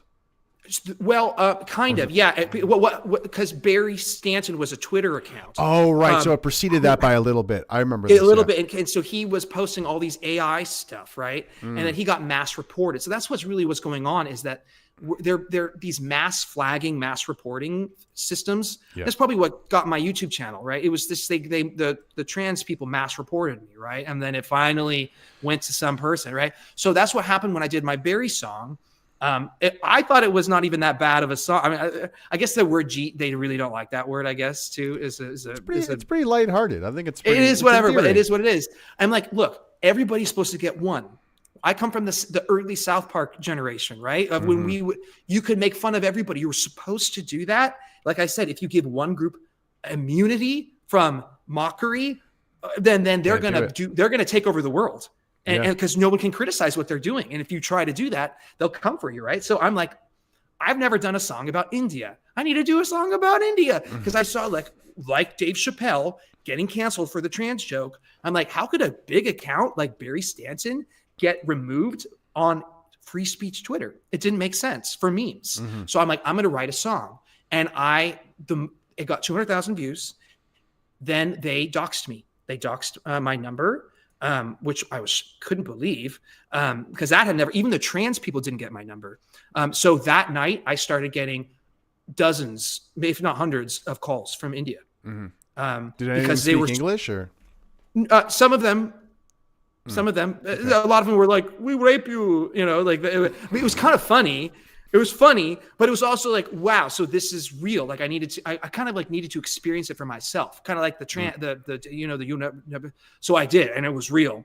And then it got worse because then Twitter suspended me. And it was the first time that I've been they blocked a lot of my songs for hateful conduct, but they never suspended me for a song, except for that last year, which I'm not sure why. I feel like the Barry and the Jeets was not even that out there. Was it? It wasn't, which is why I was so surprised. But it was partly, it was so good. And I hate to say, you hit as when you make lots of content, some of it's crap, but every once in a while you make a gem. I'm just thinking now, the pattern here is you criticized the new Twitter employee, and then you criticized their decision to ban this account. So exactly, right? That's Twitter. That's a part. Exactly. I mentioned Twitter in it, right? So there's a lot of elements. I think they don't like when I break through. And this was a moment where I was it was just really good timing on my part, right? It was very trending. Everyone was talking about Barry. It was only natural that I should do. And then I had never done an Elton John song before. So this was this based off of Benny and the Jets, right? So all the Gen X types were all like, oh yeah, dude, we know this. And this is great, right? So it was a viral moment that I had. So I feel like it was part of it was they need to shut you down if you break through. They got us carefully managed, right? So I had this moment, and it wasn't that it was so offensive, it's just that so many people were seeing it, and then so many people were reporting it, right? So what was really hard for me was frustrating was when I was suspended, and I had reported all these accounts sharing my number with not as like what Nick was getting with his views, right? But it was enough that I'm like they were approving them. Right. Twitter was approving these as not doxing. And yet I was unable to do anything about it because I was suspended. Right. So it really was like they were sticking the knife. Right. Like it was it was really bad. It was a double whammy.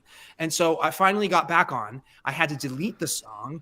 Had to delete every version of that for hateful conduct. So I feel like that was a moment where I really soured on it all. And it felt like it feels more like an op than ever. But then I see what happened to Nick. And then I'm like, look, what happened to me kind of doesn't feel like that big of a deal.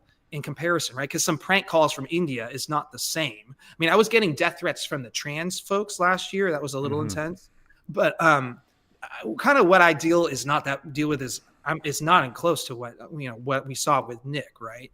So now we're starting to see, like, is this weaponized now? Is this weaponized doxing?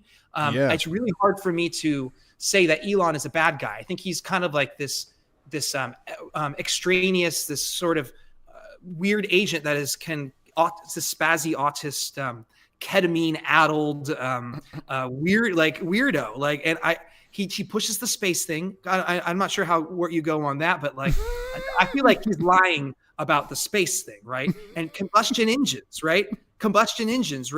I'm not okay, let's not go off on the tangent here. I'm not saying that Jews fake space, right? I'm saying that we have technology that is way better, that makes these firecracker rockets look like retarded stuff from 100 years ago, right? They were looking into stuff like electrogravitics and all that stuff in the 1920s, 1930s, right? They've been looking for alternative forms of propulsion for all this drone stuff and alien stuff. It's all psyop, right? Like, they're hiding the fact that they're looking into all this tech, right?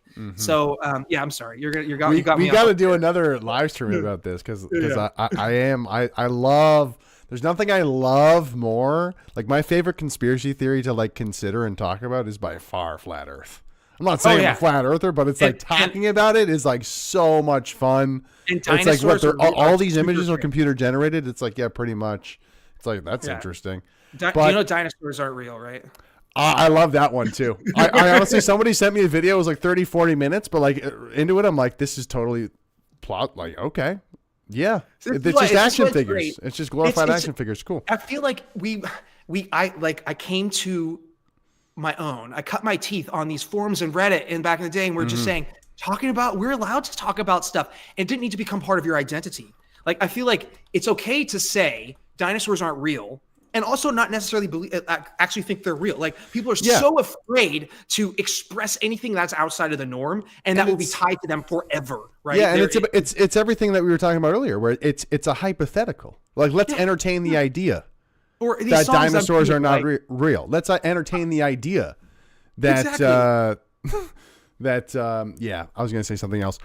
Yeah. Let's get into the Nick Fuentes stuff because I'm not sure if all my audience is all up to speed on it, but essentially this is Nicholas J. Fuentes. He is a right-wing content creator, and he's known for being very critical of Israel or Jewish power and that sort of thing. He says, last night an armed killer made an attempt on my life at home, which was recently doxxed on this platform. The gunman carried a pistol, crossbow, and incendiary devices. I believe he intended to kill me. He is now dead. I'm okay. I'm just going to add my commentary to it because I'm a narcissistic egomaniac. But I said, someone tried to kill Nick Fuentes, right-wing American political commentator, at his home last night. It will be interesting to see how Con Inc. influencers cover this because it's an open secret that Con Inc. doesn't really like Nick because he frequently criticizes Israel. And yeah, it's I know that's kind of like an oversimplification, but if you look at how Daily Wire is operated, how any sort of more mainstream conservative person has kind of had an attitude towards Nick, they always kind of wish he would just go away. That's kind of like the impression that I've always gotten. And I guess, actually, I'll bring this up as well. Let me just... This is a screenshot. There's a tweet about it, but I was just here. This is Nick's address that was tweeted, and you can barely see it there at the bottom, but apparently this tweet got 16 million views of his docs, of his home address.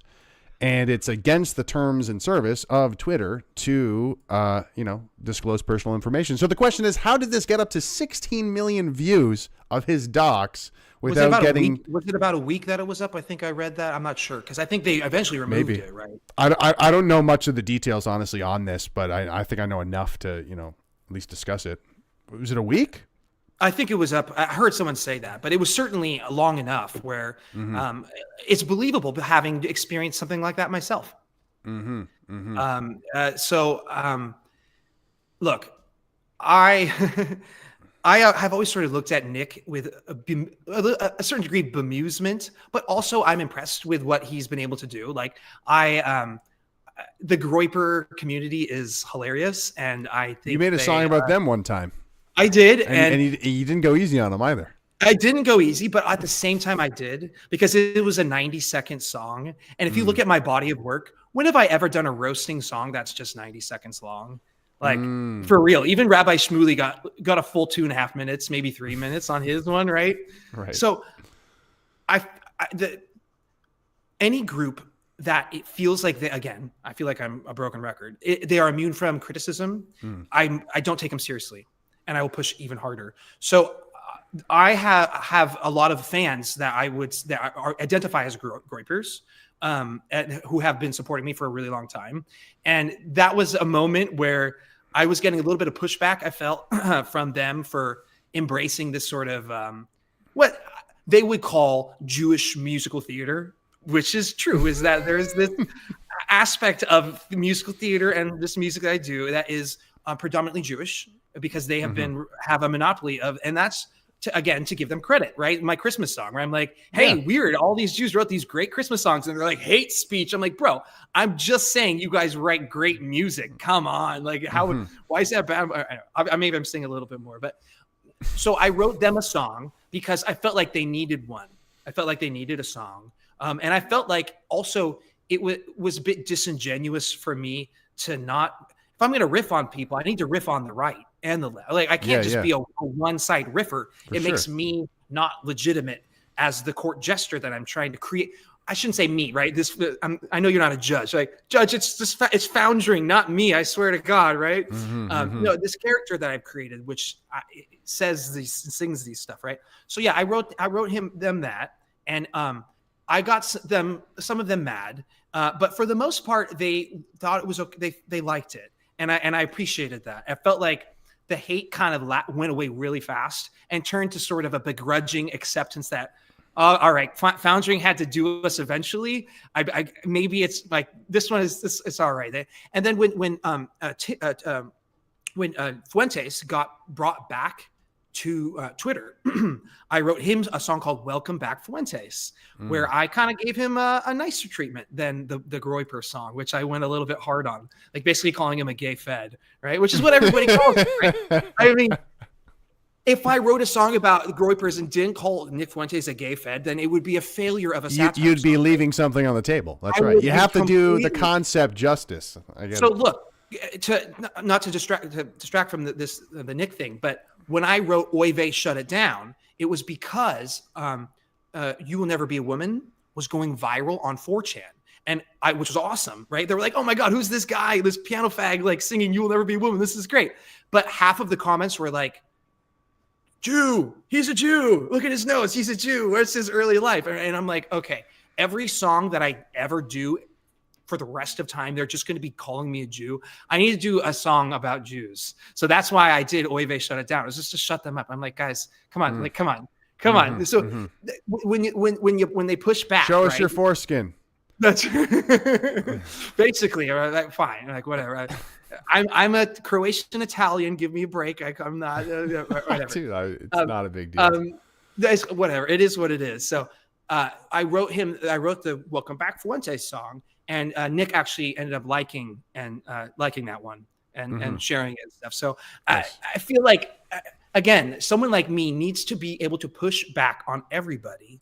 The South Park generation, right? We grew up being able to make fun of all people.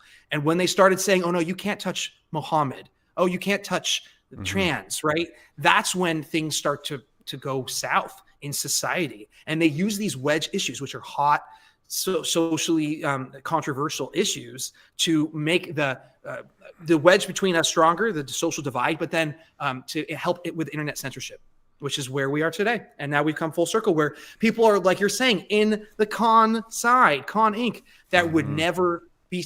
And I will say that I did see some folk that normally hate Fuentes come out and say, this is too much. This is beyond the pale. So I see this as a bit of a unifying moment.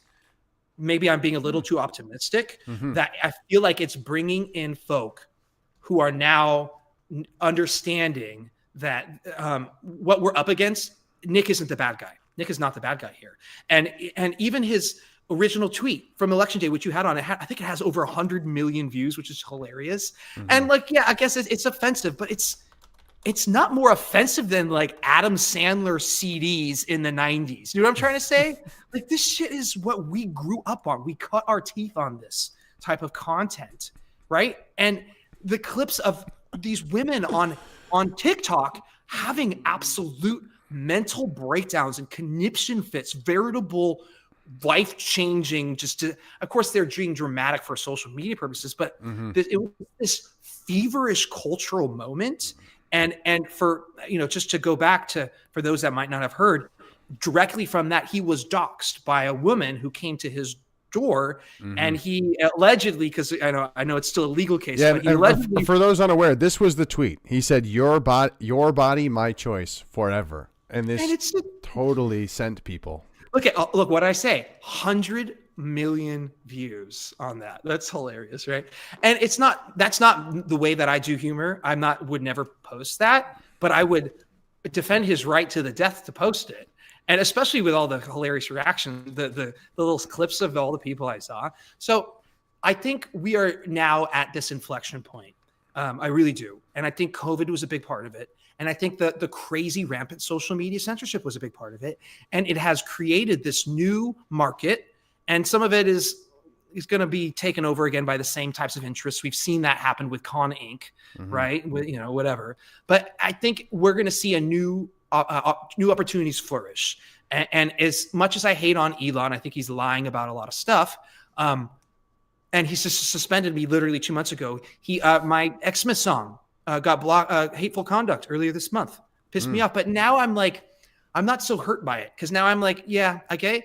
I just know that I'm going to do better. Like, they blocked my original Xmas song, right? When I'm just singing all the songs written by Jews. It's not even that bad, right?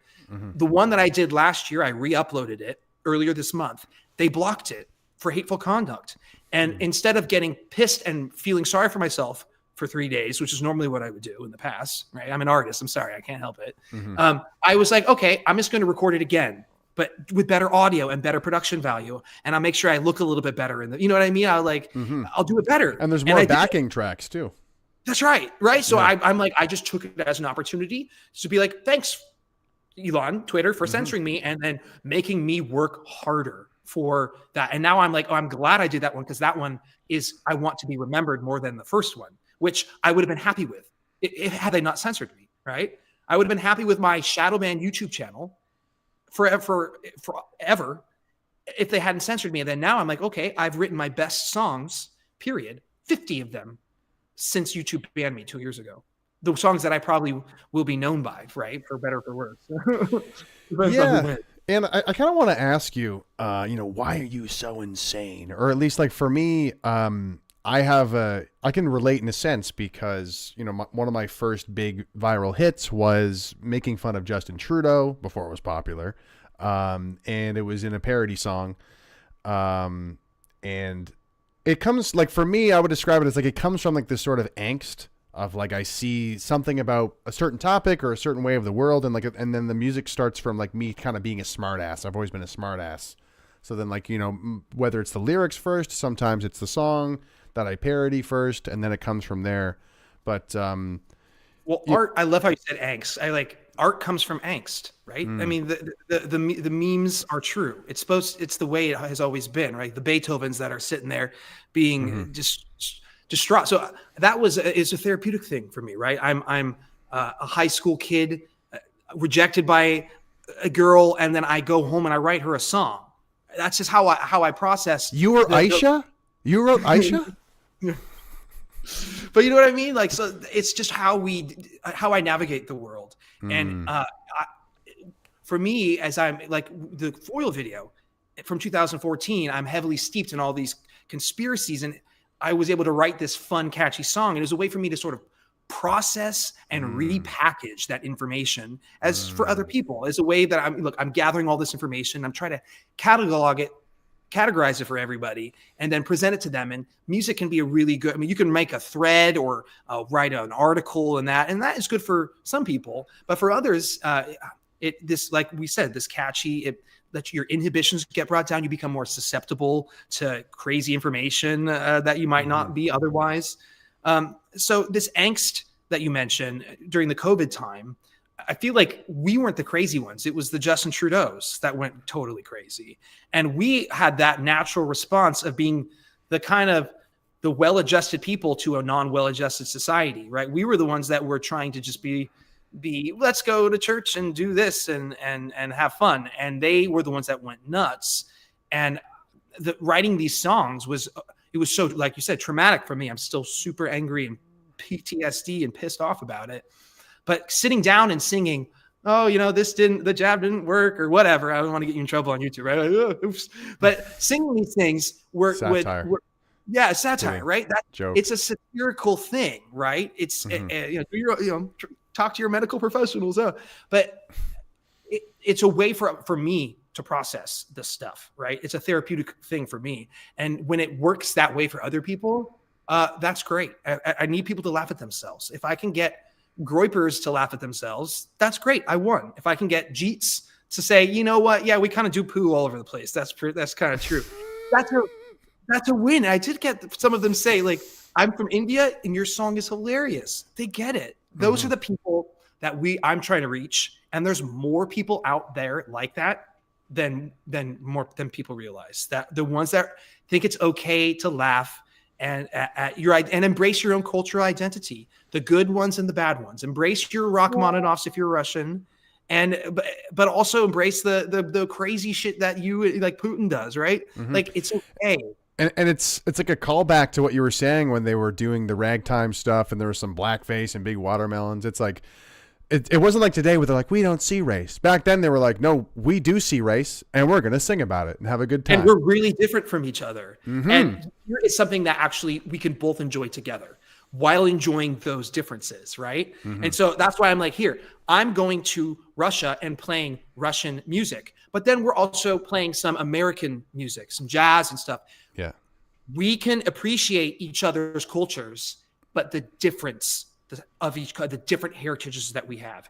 And art and music happens to be a huge, huge part of that cultural identity, and one that they've tried to homogenize and erase, just like they've done with everything else. All this pop music sounds the same, but I'm like, no. There's these different cultural traditions and these different styles that come from all these different places. And I'm rare in that I'm turning 40 next year. And I grew up in a time where like I was classically trained in all these traditions. I actually learned all this stuff. I was playing in orchestras from a young kid. I was in choir. So I learned about all this stuff, but then I have not been brainwashed, and I'm not abusing these traditions. And I'm not trying to ignore them. I'm not trying to say, oh, we can't play this because we're not ethnically part of this. And I'm like, no. I'm going to take in college, I learned how to play challenge Indian accepted. music. I learned to play sitar when I was in college because I wanted to do something totally foreign from my experience. I wanted to get out of my Western mindset. And it was a really good experience for me to learn that style. It was totally different. It blew my mind, right? And I would never let that take away my identity as an American, right? But I'm a ragtime guy, right? That's why I'm trying to keep this American tradition alive. And I feel like I'm one of the few that is doing it, but in a way where we're not ashamed. Like the old fogies of the ragtime community that have excommunicated me, right? They're ashamed of the blackface in the that. And I don't care. I think it's funny. Like, I'm not going to be like putting that all over people's faces, but I'm not going to deny it. That's what this tradition came from. It was a satirical, funny thing. Right. Or deny that, like, they were selling out theaters back then. Like, people really liked it back then. There is a dishonesty about just kind of like, covering all this mud and shame around it. And it's like, sure, it's quite shocking by today's standards, but it is something that happened. It was such a wonderful time. Like, you'll go watch that movie, The Sting, and it'll bring you back to this era. These were men. They were like, what? The government says we can't gamble and drink? Let's freaking like reinvent this entire building for a hidden casino and just have a blast and play music. And even juxtapose that with the Wayans brothers, like, what was it, White Girls or whatever? Like that fucking movie? I'm not sure. the yeah, Wayans brothers, and Yeah, they yeah. you know, they put like they pale up their faces and act like two stupid white bitches. Like I mean, it's funny. racist, but it's funny. Yeah, exactly. Yeah, exactly. That's what it is, right? So But it's interesting to me. I'll ask a couple more questions and we'll wrap it up. I appreciate your time, Foundring. But you know, it's interesting to me how in our conversation you would go from like, yeah, the political stuff going on was so outrageous, and then you're like, but they're bastardizing this music, and that's outrageous too. And I feel the same way in similar way in that, you know, my passion for politics kind of comes from my appreciation for art, which is when I started to see all this censorship, I'm like, we're never going to be able to make good shit ever again. Like there's never going to be good comedy ever again. There's never going to be a good movie ever again. And you're totally seeing that in the movie industry right now. Where like very rarely will there be a really good film that comes out. And that's all formula. That totally Formulaic. like radicalizes me or like activates me because I don't know, maybe I've just always like grown up watching TV. Yeah. Just sort of to, I guess, wrap everything up. They've taken this hero's journey. You know what I mean when I say the hero's journey? Yeah, it's like a narrative sort of structure. Yeah, exactly. Of where you have to face trials and tribulations. Even Hercules had a pretty shitty time. You know, the strongest guy in the world. Like some of the stuff that he had to go through. Right? They've replaced that with this on a silver platter. Everything is given. There's only. Let's see if this works. Come on, baby. Come on. Fingers crossed. Good. Let's do it. Okay, great. I can hear you now. Let's go. I don't know if the stream's down or what, but Oy vey. Oh, they shut her down. What you were saying was so interesting too. I think we're still going. Anyway, I'm recording it locally anyway. So sure. Yeah, the Mary Sue stuff. Yeah, I guess let me just finish my thought on that. So yes, please. I think you understand what I mean, where they've replaced this difficult journey.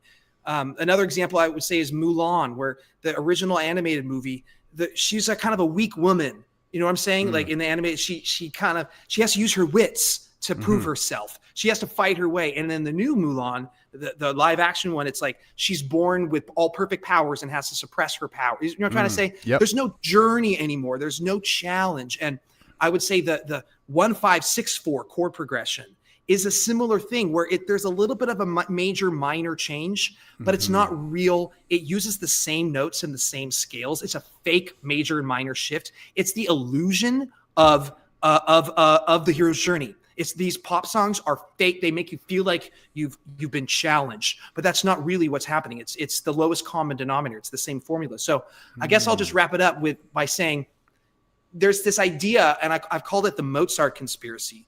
Mozart, everyone knows who he is. They think that he was just the once in a lifetime genius, or Shakespeare, right?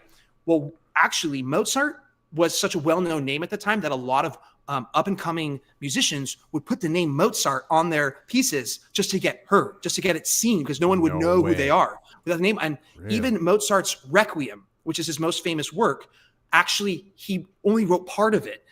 He died, and then his students finished most of it. So most of what we know of Mozart's greatest work was not actually written by Mozart. Not to take away from him, he was a genius, right? But they've conditioned us into thinking, oh, only one Einstein comes a generation. Well, Einstein was actually kind of retarded, and a lot of his ideas were actually just not true, right? So he was not the guy that they say. Stephen Hawking, I don't know if you've heard about that. Stephen Hawking is kind of retarded. He actually was not the genius that they say. They're mythical figures. Shakespeare was not the dude that they said it was. It was a group of people, including mainly Edward de Vere. But Francis Bacon and them all were part of this group, right? Okay. This was a group of folks that were basically crafting the English language, right? Crafting spells with the language, right? There was not one genius that came. So I guess what I'm saying is that they've spent the last 100 years, only one Beatles group can come every whatever, right? Well, no, we all have this ability to reach creative heights. And AI, for better or for worse, has now changed the level the playing field again, where here I was the kid 20 years ago with software and a laptop. Like, wow, I can actually make quality studio shit for the first time. Now, the next generation, they can actually write full albums, full operas with the help of AI. And this is going to take away the creative power the record industry has had a monopoly on for a long time. So we're in this sort of, again, this flux point. We're could go really either way, but where the power is being restored to us, and folks like me, who kind of was just this random piano guy, now I can kind of show, well, if you spend 35 years like I have playing piano and honing their craft, you could reach great heights. You don't have to be this once in a generation figure, but you have to work at it, right? It's not a Mary Sue type situation. There's not a one Mozart generation, right? The internet has leveled the playing field, and here we are. We are the ones that are going to have to step up and just show the way for the next generation. Very well said. Very well said. Tie a bow on it. Yeah, no, you nailed it with that. And with the freedom that we do have on, like, they are definitely coming for the internet and our free speech. And they're trying to pass bills. They already passed a bill, the online harms bill in the UK, where they're trying to arrest people. And in Canada, it is called the Online Harms Act. And for those watching, you can go to savefreespeech.ca to learn more about it. And if you want to support the documentary that we're making, click on donate. We are basically covering a lot of the people who have been persecuted for their political opinions in the country. We're working with an award-winning documentarian who gets it. And yeah, it's good stuff. It's good stuff. We want to try and stop this bill from passing, because if this bill passes, then I'll probably be bunking with you. I'll be coming down to the States. It's hey man. Yeah, I know it's not much better, but it's don't come to California. Newsom just declared a bird flu emergency. Who knows what's going to happen here? Is that what just happened? Yeah, Newsom just declared a state emergency for bird flu like 2 days ago. That's insane. Yep, that's our governor. Well, hey, you have Trudeau, though. Yeah, that might change, and then we're going to get the fake conservatives, which is going to be a whole other litany of problems because, they're just fake. It feels all so astroturfed. But hey, really appreciate your time. Obviously, Foundring1 on X and just Foundring on Telegram. Is there anything else you wanted to plug before we wrap it up? On Rumble. Oh, I guess, okay. I'm on Rumble, and heck yeah. I sell music on Gumroad too, which is kind of fun. Nice. I got banned on Bandcamp, so whatever, same thing. BS. So Gumroad seems all right. So I'm Foundring there too. I know some people haven't heard of it, but they have an Indian CEO. And when I did my Barry and the Jeet song, they said that they were mass reporting me to Gumroad to get my Gumroad channel kicked off because there's an Indian CEO, and I'm still there. So he clearly saw it and didn't care. So maybe he saw your income. He's like, oh, he's bringing money in. Yeah, that's true. Fine with me. Yeah. Hey, man, I loved our chat. Would love to connect again sometime, especially to talk about the esoteric stuff. Sounds like you got some of that. That's actually my cup of tea, really. I tend to not let the Foundring stuff get overwhelmed by that kind of, but since all that my other personas have been banned over the years, it's sort of been Foundring has consumed all those different personas into one now. So Foundring's going there these days. So for sure, let's do numerology and the esoterica sometime. That would be great. I'm just gonna wrap up this stream. We can hang out in the green room if you got time. But guys, thanks for watching. Like, share, subscribe, and once again, please donate to the documentary if you enjoyed this conversation, because it's going to go towards me helping save free speech in Canada, stop this bill, and let people know about what's actually happening in this country. Thanks for watching, guys. Till next time. Monster. Right. So, are you two, like, related? What? Princeton? I find that racist. Oh, well, I'm sorry. I was just asking. Well, it's a touchy subject. No, not all monsters are related.